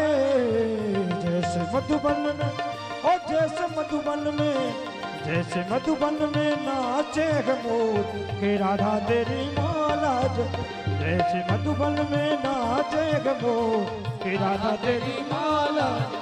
कहाँ जाके छुपा चित सो के राधा तेरी माला जब। कहाँ जाके छुपा चित सो के राधा तेरी माला जब। के राधा तेरी माला जब, के राधा तेरी माला जब, के राधा तेरी माला जब। जय जय श्री राधे।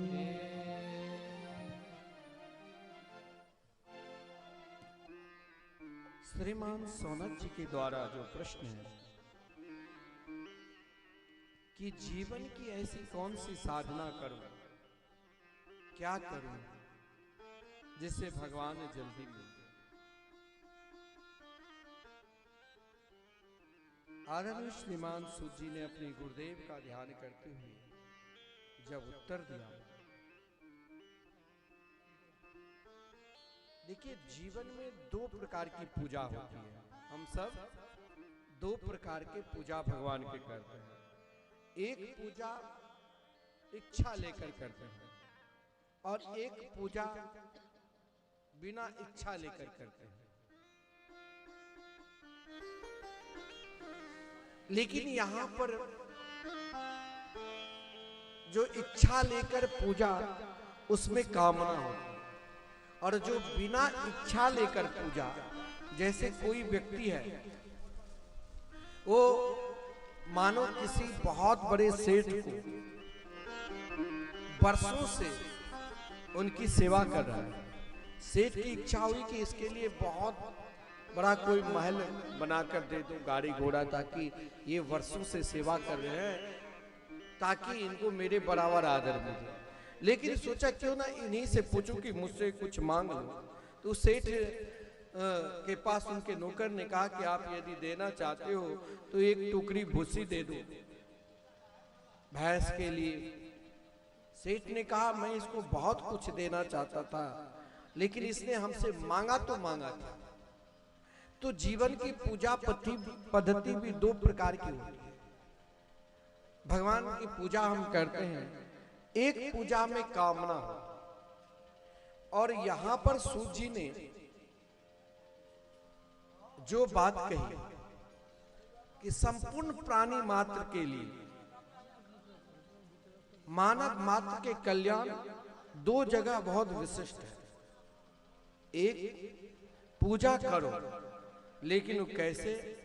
तो इस प्रकार, सवै पुंसा परो धर्मो यतो भक्ति रधोक्षजे अहेतु क्या प्रतिहता आत्मा सम प्रसीदति। पूजा की पद्धति तो कहा गया, जैसे हम पूजा करते हैं तो या तो आप मंत्र के द्वारा इष्ट के आवाहन करते हैं, या मंत्र नहीं जानते हो ना तो घबराना नहीं। सबसे बड़ा है सीताराम राधे श्याम का नाम लेकर पूजा करना। इससे क्या होगा? ये तब ही होगा क्योंकि सर्वप्रथम हमें साधना करनी पड़ेगी।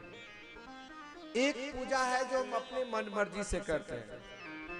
घर में भी कई देवी देवता रखे हैं ताकि महाराज कोई देवता नाराज ना हो जाए, परंतु हमारे अंदर तो कहा गया है जितने रोम है 3.5 करोड़ रोम उतने ही देवता हैं। परंतु मन भटकता रहता है, किस देवता की पूजा करूं, किस देवता की पूजा नहीं करूं। परंतु यहाँ कहा गया है कि साधना वही सफल है जिस साधना में मन मर्जी पूजा करने से कभी कभी भटकाव हो जाता है, जिस साधना से सदगुरु का संकल्प जुड़ जाता है, यानी सदगुरु के द्वारा प्रदत्त जो मंत्र है, वो मंत्र के द्वारा यदि हम साधना करते हैं तो निष्ठा होती है, फिर मन भटकता नहीं, फिर मन एक रहता है। और जब निष्ठा हो गई, बिना निष्ठा से मन मर्जी पूजा करने से मन भटकता है। जैसे जिलेबी कोई बहुत सुंदर बना दिया और उसे चाशनी में नहीं डुबाया, वैसे ही खाने लगे तो जीवा काट देंगे। उसी प्रकार मन मर्जी जो साधना है, मन मर्जी जो पूजा है, उससे मन भटकता है। तो हमें क्या करना है? किसी महापुरुष, किसी सदगुरु के शरण में चला जाना चाहिए और उनके द्वारा प्रदत्त मंत्र का आश्रय ले लेना चाहिए।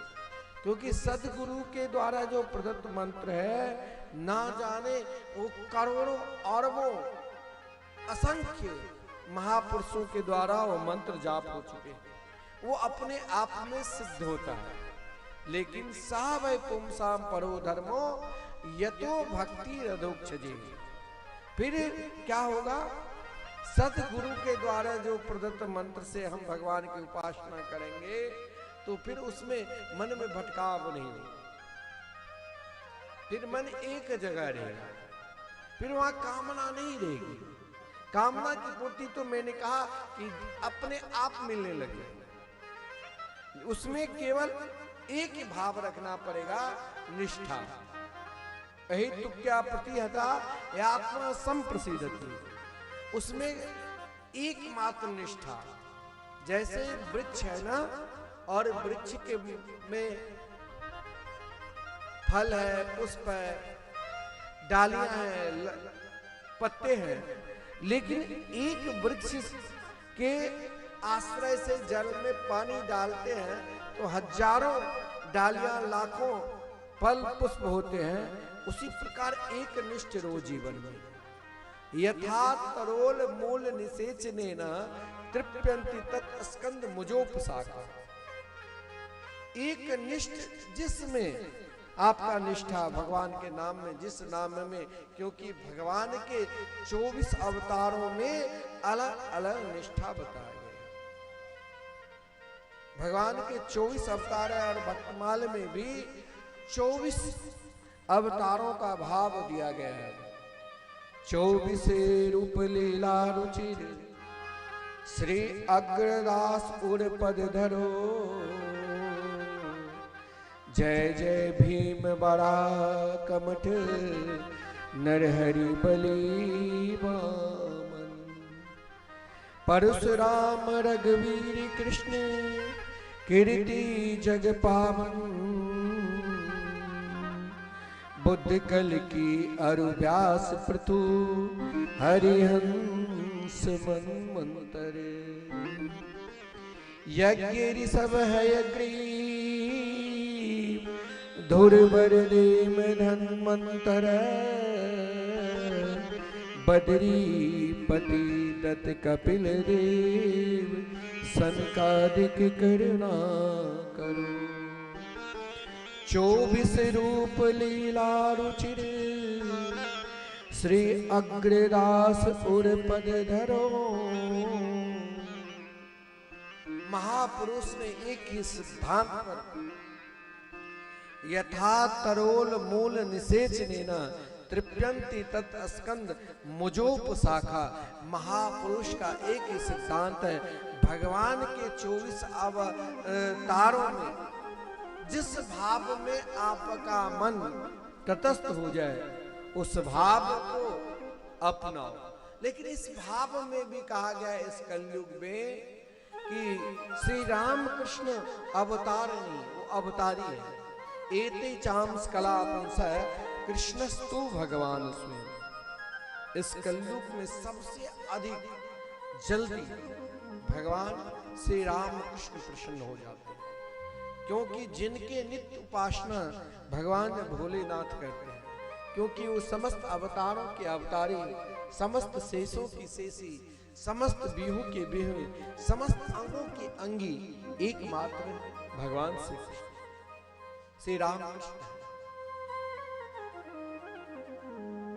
महाराज यही निष्ठा आदरणीय व्यास जी ने भागवत के माध्यम से दर्शाया।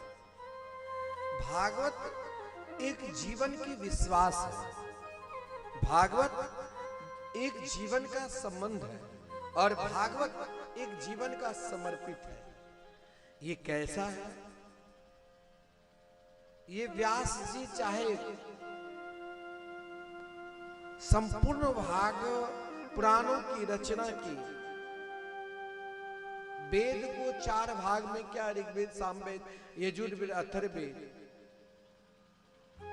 17 पुराणों की रचना की, महाभारत इत्यादि, लेकिन ये भाव कब समझे? ये भाव आपको पूर्ण रूप से कोई सदगुरु की कृपा होगी। व्यास जी ने संपूर्ण वेद, इतिहास, पुराण की रचना करने के बाद भी लगा मेरे अंदर शांति नहीं, लेकिन शांति कहां है? भगवान के नामों में। तो कौन दिखाए? संत। जब व्यास जी अपने ही आश्रम में उदास बैठे हुए थे, लेकिन संत आपको डराएंगे नहीं। संत में और महाराज तांत्रिक अनुष्ठान वगैरह कोई कराते ना, तो आपको भयभीत करते हैं कि आपके राहु, केतु, शनि इत्यादि नाना प्रकार के भय, लेकिन संत आपको भयभीत नहीं करते। जब देवर्षि नारद जी का आगमन व्यास जी के आश्रम सम्याप्रास भद्रिका आश्रम के निकट सम्याप्रास नाम के आश्रम में, जहां बद्री का वन है और सरस्वती की धारा बह रही है, वहीं पर जब देवर्षि नारद जी वीणा बजाते हुए हरि का गुण गाते हुए व्यास जी के निकट आए, एक बात ध्यान देना, संत किसी को नकारते नहीं, संत किसी को अनादर नहीं करते हैं, संत निरंतर आपके बड़प्पन को गान करते हैं। ये संत का पहला पहचान है। चाहे आप में नाना प्रकार के अवगुण हो, चाहे आप में नाना प्रकार की दोष हो, फिर भी संत का यही पहचान है कि आपको नकारेंगे नहीं, आपको अपने से अलग कभी करेंगे ही नहीं। यही देवर्षि नारद जी का जब आगमन व्यास जी के आश्रम पर हुए और व्यास जी ने देवर्षि नारद जी के चरणों में साष्टांग प्रणाम किया, दोनों भगवान के अवतार 24 अवतारों में नाम आते हैं। तो देखिए संत का ये पहचान है, आपको नकारेंगे नहीं, आपको वो वास्तविकता के पहचान करा देंगे। आपने अभी तक जो भी किया है उसका क्या फल है, वो पहचान करा देते हैं। क्या पहचान? तो देवर्षि नारद जी ने व्यास जी से कहा, यही होता है, हम लोग क्या करते हैं, एक दूसरे को नकारते हैं, उनके अवगुण देखते हैं, लेकिन संत आपके अवगुण में भी गुण देखकर आपको आपके ही बड़प्पन को गान करेंगे। महाराज अमुक व्यक्ति मिला, बहुत अच्छा है, बहुत कार्य अच्छा कर रहे हैं, एक दिन न एक दिन इस कार्य से बहुत लोग जुड़ेगा भी। निरंतर जीवन में एक सूत्र रखो कि हमें अच्छाई पर चलना है, चाहे उस अच्छाई मार्ग पर मेरे को जीवन में कष्ट मिले, दुख मिले और उसका फल ना मिले, तब भी हम अपने जीवन में अपना अच्छाई को कभी नहीं छोड़ेंगे। यही संत का पहचान है। देवर्षि नारद जी ने यही पहचान दिया कि महाराज मैंने सोचा आपने वेद को 4 भाग में, ऋग्वेद, सामवेद, यजुर्वेद, अथर्ववेद 4 भाग में क्या 17 पुराणों की रचना की और महाभारत की रचना की, लेकिन आपने किया उसे मैं मानता हूं, लेकिन मैं नकारता नहीं। लेकिन सही में अभी तक आप यदि दुखी है, क्योंकि आपके भाव को देखकर, संत केवल भाव को जानते हैं, आपके भाव को देखकर लगता है कि आप स्वयं अपने आप से दुखी हैं। होना भी चाहिए। मैं भी आपको धन्यवाद दे सकता हूं, लेकिन आपको समझा भी सकता हूं। संत का यही सूत्र है आपको आदर भी देगा और आपको समझाएगा भी। और क्या कहा, न यद वचश्चित्र पदम हरेर्यसो जगत पवित्रम प्रगृणीत करहिचे तदवायशम तीर्थमुशन्ति मानसा न यत्र हंसा निर्मन्तु शिक्षया। ये देखिए संत का पहचान, संत का पहचान क्या है, संत को हम कैसे पहचाने, कैसे हम जाने, यह पहचान है। समझा भी दिया और समझा को सही मार्ग पर ला भी दिया। कहा महाराज आपने बहुत क्या, मेरी दृष्टि से आपने जो क्या, वो जैसे काग तीर्थ यानी ऐठार जहाँ लोग हाथ धोते हैं वहाँ कुएं आते हैं, वो भाव तो पहले बता दिया। लेकिन बोले जहाँ सुंदर सरोवर में, मान सरोवर में हंस जिस मोती को चुनते हैं, यानी भगवान के जो प्रिय भक्त वैष्णव जन हैं, उनके लिए अभी तक आपने कुछ नहीं किया। मैं तो आपसे यही कहता हूं कि आप विशुद्ध वैष्णव शास्त्र श्रीमद् भागवत महापुराण के विस्तार करो। बोले कहां से प्राप्त करूं? देवर्षि नारद जी ने कहा कि मेरे पिता ब्रह्मा जी ने स्वयं जब भगवान की स्तुति की और भगवान नारायण ने ब्रह्म पद दिया तो कहा भगवान अभिमान ना हो आ जाए तो चतुश्लोकी भागवत प्रदान किया। हे व्यास जी, अब मैं आपको इसीलिए ये चतुश्लोकी भागवत प्रदान करना चाहता हूं ताकि आप भी समाज के हर वर्ग के हर व्यक्ति को आप भगवान से जोड़ेंगे, क्योंकि आप समाज के उत्थान के लिए निरंतर कार्य किया। जीवन में कभी भी अपने आप को असमर्थ मत करो। जब तक शरीर में श्वास है तब तक आगे बढ़ो। जिस दिन अपने आप को असमर्थ कह दोगे ना, अब मैं हमारा शरीर काम नहीं कर रहा, उस दिन से आप वाकई में रोगी हो जाओ। और कोई बहुत बड़े रोगी है, यदि अपने आप को निरंतर यह कहते कार्य बढ़ाता रहता है ना, तो कभी रोगी हो ही नहीं सकता।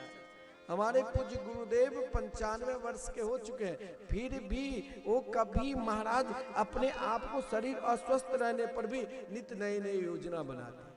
अभी विश्व में प्रथम बार, वो भी वृंदावन धाम में कहीं भी भागवत मंदिर नहीं है। कहीं भी वृंदावन में आपको आप भागवत कथा तो हजारों बार सुन सकते हैं, लेकिन क्या पंडित जी मानो माइक पर पाठ कर लेते हैं थोड़े देर, फिर यहाँ पर बैठकर आज पाठ के 2-2.5 घंटे माइक पर, फिर यहाँ पर बैठकर 4-5 घंटे में संपूर्ण पाठ कर पाते। अरे भागवत संपूर्ण कोई वक्ता 7 दिन में आपको सुना दे, ये तो नितांत संभव है। अगर इसी आप जितना मैं आपको सुना देता हूँ, इसी में मैं थोड़ी सी भक्तमाल चारों तरफ से कहानी सुनाने लग जाऊं तो वो भी प्रसंग नहीं होगा। लेकिन आप जब भी कभी वृंदावन जाओगे, जहां पर वृंदावन में अपने आश्रम के पूज्य गुरुदेव ने महाराज जी आपको मुख्य सदस्य बनाए,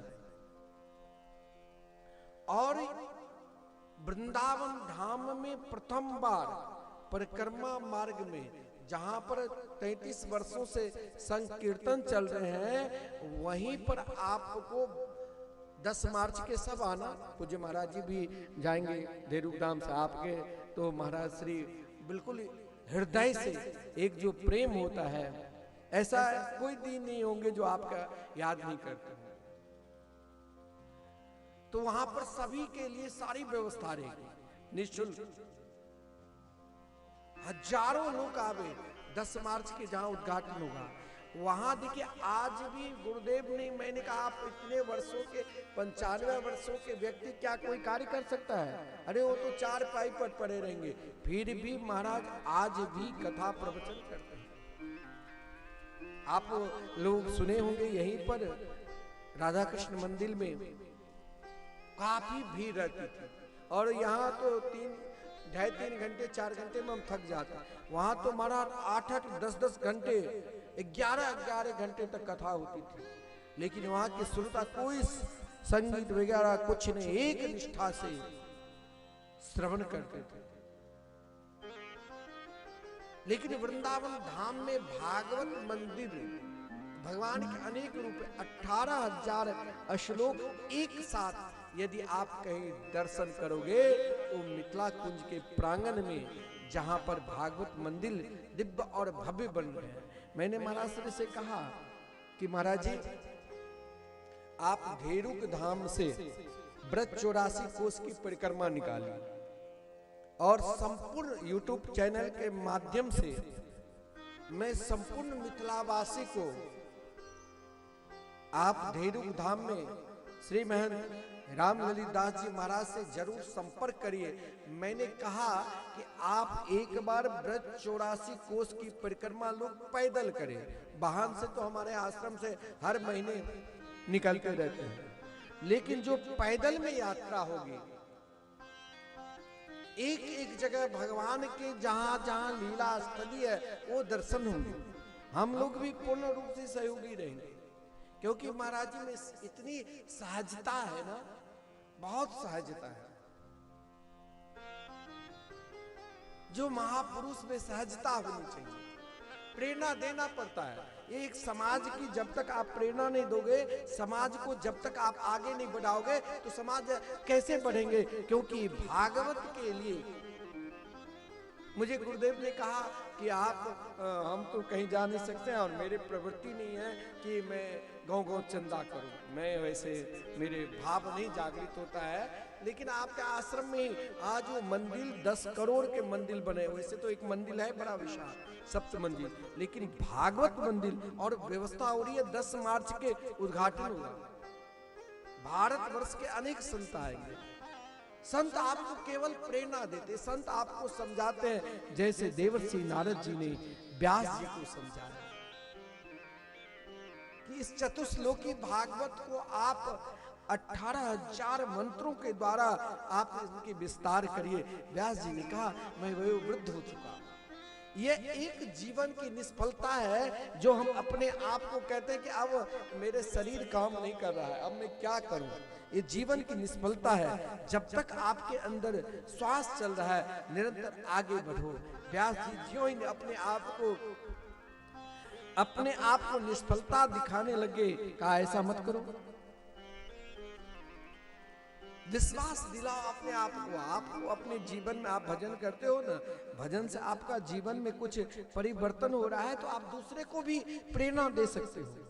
तो देवर्षि नारद जी ने कहा, महाराज आज मैं ये बीना को लेकर हरि गुण गाता हूं, तो ये भी यहाँ कहीं ना कहीं संत की ही महिमा है, संत की ही कृपा है। बिना संत की महिमा से, संत की कृपा से हम क्या जाने, हम क्या पहचाने, हमें कुछ मालूम नहीं है। महाराज विश्वास दिलाने के लिए अपने पूर्व जन्म की कथा सुनाए कि देखो पूर्व जन्म में, देखो कोई भी व्यक्ति जिससे कल तक आप सोचते होंगे भाई इनके अंदर कुछ प्रभाव नहीं था, आज इतने बड़े कैसे हो गए। कौन व्यक्ति कब क्या हो जाए वो कोई नहीं जानता है। देवर्षि नारद जी ने कहा, मैं एक छोटा सा बालक, दासी का बेटा, नुकरानी के बेटा, बाल्यावस्था में ही 5 वर्ष की छोटी अवस्था में पिताजी पधार गए। मेरी माँ चौका बर्तन लगाती थी, झाड़ू पोछा, लेकिन जहां पर सेवा भाव करती थी वहां पहले साधु संत महात्मा में बहुत एकता थे, और उस एकता के कारण और लोगों की श्रद्धा भी थी। संतों के मंडली जहां 2, 4, 10, 20, 25, 50, आज अमुक गांव में कुछ दिन रहेंगे, वहां भगवान की कथा कीर्तन का प्रचार प्रसार करेंगे, गांव वाले को भी बहुत श्रद्धा होती। अब लोग कहेंगे कि अब साधु संत जो आपको पुराने बचे हैं ना, वही आपके पास जाएंगे कि भाई चलो गंगा किनारे सिमरिया घाट, वृंदावन, अयोध्या, जो भी सहयोग करना। अब नए पीढ़ी के हम लोगों के पीढ़ी वाले को कह दे, हमारे गुरुदेव तो कई लोगों को गांव-गांव अभी भी कहीं उपनयन शादी विवाह में जाते हैं, महाराज जी से भी मैं रोज पूछता हूँ आज कहाँ कहाँ जाएंगे, बोलते हैं 10-20 जगह तो रोज होता ही है जहां तक होते हैं, और हम लोगों से कोई कह दे नहीं जा पाता। आपको यह पद्धति जो पुरानी पद्धति है, जो पुराने संत महात्मा हैं वही इसको अपना कर रखा है, जो आज आपके पास आते हैं। नई पद्धति के जो संत बनेंगे नया, वो आपके पास नहीं आएंगे। वो देखते कि सामने वाले को उतनी श्रद्धा नहीं, उतना भाव नहीं, और पहले के संत आपकी श्रद्धा नहीं देखते थे, आपके भाव। भाई मिथिला परंपरा में संतों की बहुत आदर है, वैसे तो भारतवर्ष में हर जगह, लेकिन यहाँ विशेष हर कार्य में लोग आशीर्वाद दिलाने के लिए आते हैं। तो पहले संतों की मंडली चलते थे, भजनानंदी, कुछ साधु संत महात्मा गांव-गांव जाते थे, लोगों को जगाते थे। नई आप लोग सौभाग्यशाली है जो पुराने पद्धति से यही गांव के महाराज साकेतवासी महामंडलेश्वर अवध किशोरदास जी महाराज सबसे मिलते थे बड़ा प्रेम भाव के साथ। अब महाराज जी बचे हैं, अब नई पद्धति में आप चाहोगे कि मेरे पास आएंगे, वो नितांत संभव है, बहुत अभाव हो रहे हैं। अब आपको ऐसे नहीं मिलेंगे। हम लोग हमारे मानो मिथिला में कई गांव में पढ़कर है, मुझे ना वो जानते होंगे यूट्यूब चैनल के माध्यम से, टीवी के माध्यम से, अब सबको मैं नहीं पहचानता हूँ। और हमारे गुरुदेव एक एक व्यक्ति का नाम, उनके घर परिवार सब जानते हैं। जीवन में संत निरंतर जोड़ा है, लेकिन उस समय एक श्रद्धा थी, उस समय महाराज भाव था। आज भाव सीधे ठीक है यूट्यूब चैनल से या आजकल वैज्ञानिक एआई के माध्यम से लोग पहचान तो मिला है, लेकिन व्यक्तित्व नहीं मिला है। फिर भी हमको अच्छाई लेना चाहिए। इससे कई साधु संत महात्मा भजनानंदी एक से एक रसिक जन की हम वाणी आजकल यूट्यूब चैनल के माध्यम से श्रवण करते रहते हैं, सुनना चाहिए, क्योंकि संत मिलन अब नहीं हो सकता। देवर्षि नारद जी ने कहा कि मैं अपने जीवन का क्या अनुभव बताऊं। पूर्व जन्म के अनुभव इसीलिए कहा ताकि जीवन में विश्वास जगे। जीवन हर व्यक्ति को अपने जीवन का कुछ ऐसा अनुभव रखे जो आपके विचार, आपके स्वभाव सामने वाले जब सुने तो आप पर विश्वास करें, आपका स्वभाव को जाने, आपको पहचाने। देवर्षि नारद जी ने कहा वहां संतों की मंडली आया तो मेरी माँ को जिस घर में काम करती थी, कहा देखो तुम भी यहाँ जब साधु संत के पास तो अपना रसोईया है, बर्तन साफ कर लेना, और मैं भी वहाँ छोटा मोटा सेवा कर लेते थे, संतों के वस्त्र फूल तुलसी पास में रख देते। संत ने मेरे ऊपर कृपा की और मुझे अपना लिया। अपनाना यानी मुझे दीक्षा दे दिया। देखिए एक दीक्षा भी जीवन को बदलाव होता है। दीक्षा आपके जीवन का बदलाव कर देता है। शिक्षा और दीक्षा दोनों जरूरी है। शिक्षा आपको पहचान करा देता है, दीक्षा यानी अध्यात्म आपको जीवन को बदलकर परमात्मा के चरणार बिल में समर्पित कर देते हैं। तो विद्यालय स्कूल भी जाना जरूरी जितना है, उतना ही जरूरी मंदिर आना भी जरूरी है। मंदिर आपके जीवन के पहचान कराता है। मंदिर आपके कल, अब बहुत लोग कहते हैं मठ मंदिर क्यों बना है, इससे क्या लाभ मिलता है? इससे ये लाभ मिलेगा, एक दिन ऐसा समय आएगा कि आपके लड़के बच्चे महाराज शास्त्र पुराण को नहीं समझ पाएंगे, तो आप उंगली पकड़कर उसे मंदिर ले जाओगे, भगवान के दर्शन कराओगे और तब उनको पहचान कराओगे ये अपना सनातन धर्म के मूल है, इसे पहचानो। ये आपके जीवन का एक पहचान कराता है। तो जीवन में शिक्षा और दीक्षा, दीक्षा क्या है? जीवन की एक पहचान, और शिक्षा क्या है? जीवन की एक बदलाव है। जीवन का बदलाव यानी आपको एक जीवन का दर्शन करा देता है। देवर्षि नारद जी शिक्षा कहा, मेरे बाल्यावस्था में शिक्षा मैंने यही लिया कि संत महात्मा के प्रति निष्ठा और यही निष्ठा से महाराज उन संतों ने मेरे ऊपर 2 कृपा की। शास्त्र में कहा गया है किसी के झूठन नहीं खाना चाहिए। झूठन खाने से क्या होता है जानते हो? आपके पुण्य का क्षय है। गीता में भी वर्णन भगवान स्वयं के मुंजते ते तुरम पापा ये पच्चंत्यात्म कारण है। आप यदि कुछ भोजन भी बनाते हो अपने लिए तो पाप ही खाते हो, पाप ही खिलाते हो। लेकिन किसी को अपना झूठन नहीं। आजकल तो एक ही थाल में सब थोड़ा थोड़ा खा लेते हैं, एक ही जगह बैठकर। एक जगह बैठना चाहिए, ऐसा नहीं है जो हम सब एक जगह बैठकर खा, लेकिन किसी को झूठन नहीं खिलाना चाहिए। लेकिन एक जगह झूठन लेना सबसे बड़ा पुण्य है। वो भी महाराज कब?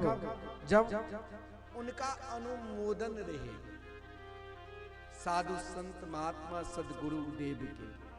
जब वो बालक कहा कि मैंने संतों के फूल तुलसी निकट रख देता, संत मेरे ऊपर कृपा की, और कृपा करके जब भोजन कर लेते, पहले साधु संत बड़ा थाल उनके लिए लगता था और उस थाल में थोड़ी सी भोजन कर लेते और फिर जितना भी उनके भक्त वृंद है वो थोड़ी थोड़ी प्रसाद ही लेते।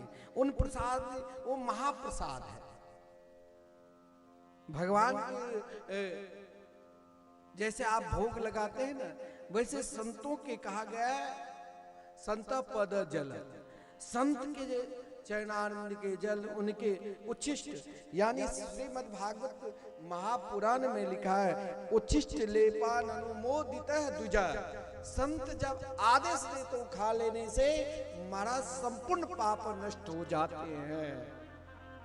उनका संपूर्ण पूर्व जन्म के हम लोगों को केवल 84 लाख योनि में ही जन्म नहीं लेना पड़ता है। इन 84 लाख योनि में 2 अरब 98 करोड़ हम जन्म लेते हैं, मरते हैं, तब भगवान कृपा करके हमें मानव शरीर प्रदान करता है। 2 अरब 98 करोड़ जन्म के बाद जब भगवान ने स्वयं मेरे ऊपर कृपा की तब मानव शरीर मिला। और मानव शरीर में भी जब सदगुरु की कृपा हो जाए, सदगुरु ने कृपा किया, उनको दीक्षा दिया, हरिदास नाम कर दिया, क्योंकि गुरु मंत्र अपने आप में सिद्ध होता है। गुरु अन्य जितने भी मंत्र है ना, कोई तंत्र मंत्र की साधना करते हैं तो उसको जाप करना पड़ता है। महाराज लाखों जाप करने के बाद सिद्ध, लेकिन गुरु मंत्र एक बार भी आप जाप कर लेते हो ना तो अपने आप में सिद्ध रहता है। उसको कोई सिद्धियां की जरूरत में, आपको सब कुछ अपने आप मिल जाएगा। अब वो मंत्र महाराज वो बालक को द्वादशाक्षर मंत्र मिल गया और बड़े आनंद के साथ जाप करने लगे।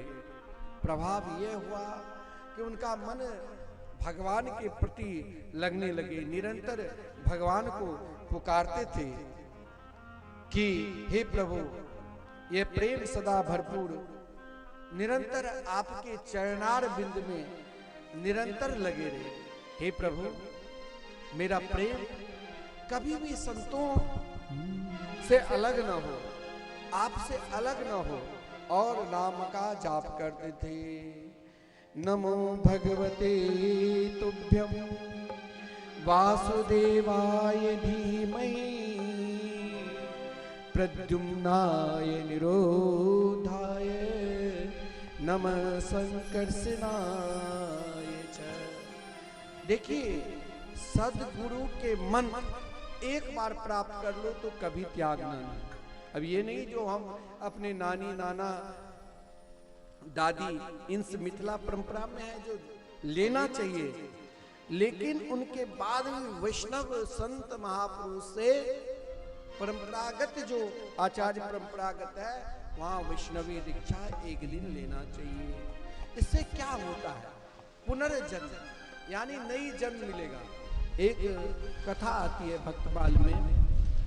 एक बार क्या हुआ, एक चोर चोरी करने के लिए आया। जैसे आप ब्रह्म बाबा के पास ब्रह्म स्थान में आए हो ना, और जब आए हो तो महाराज आपको लगेगा कि घर में कोई चोर ना आ जाए, तो ऐसे एक बार चोर चोरी करने के लिए आया, लेकिन जब वो चोर चोरी करने के लिए आया ना, तो देखा कि भाई अमुक व्यक्ति के घर खुला है, उसे सामान लेकर जा रहा था, तो व्यवस्थापक दूर से देख लिया और दूर से,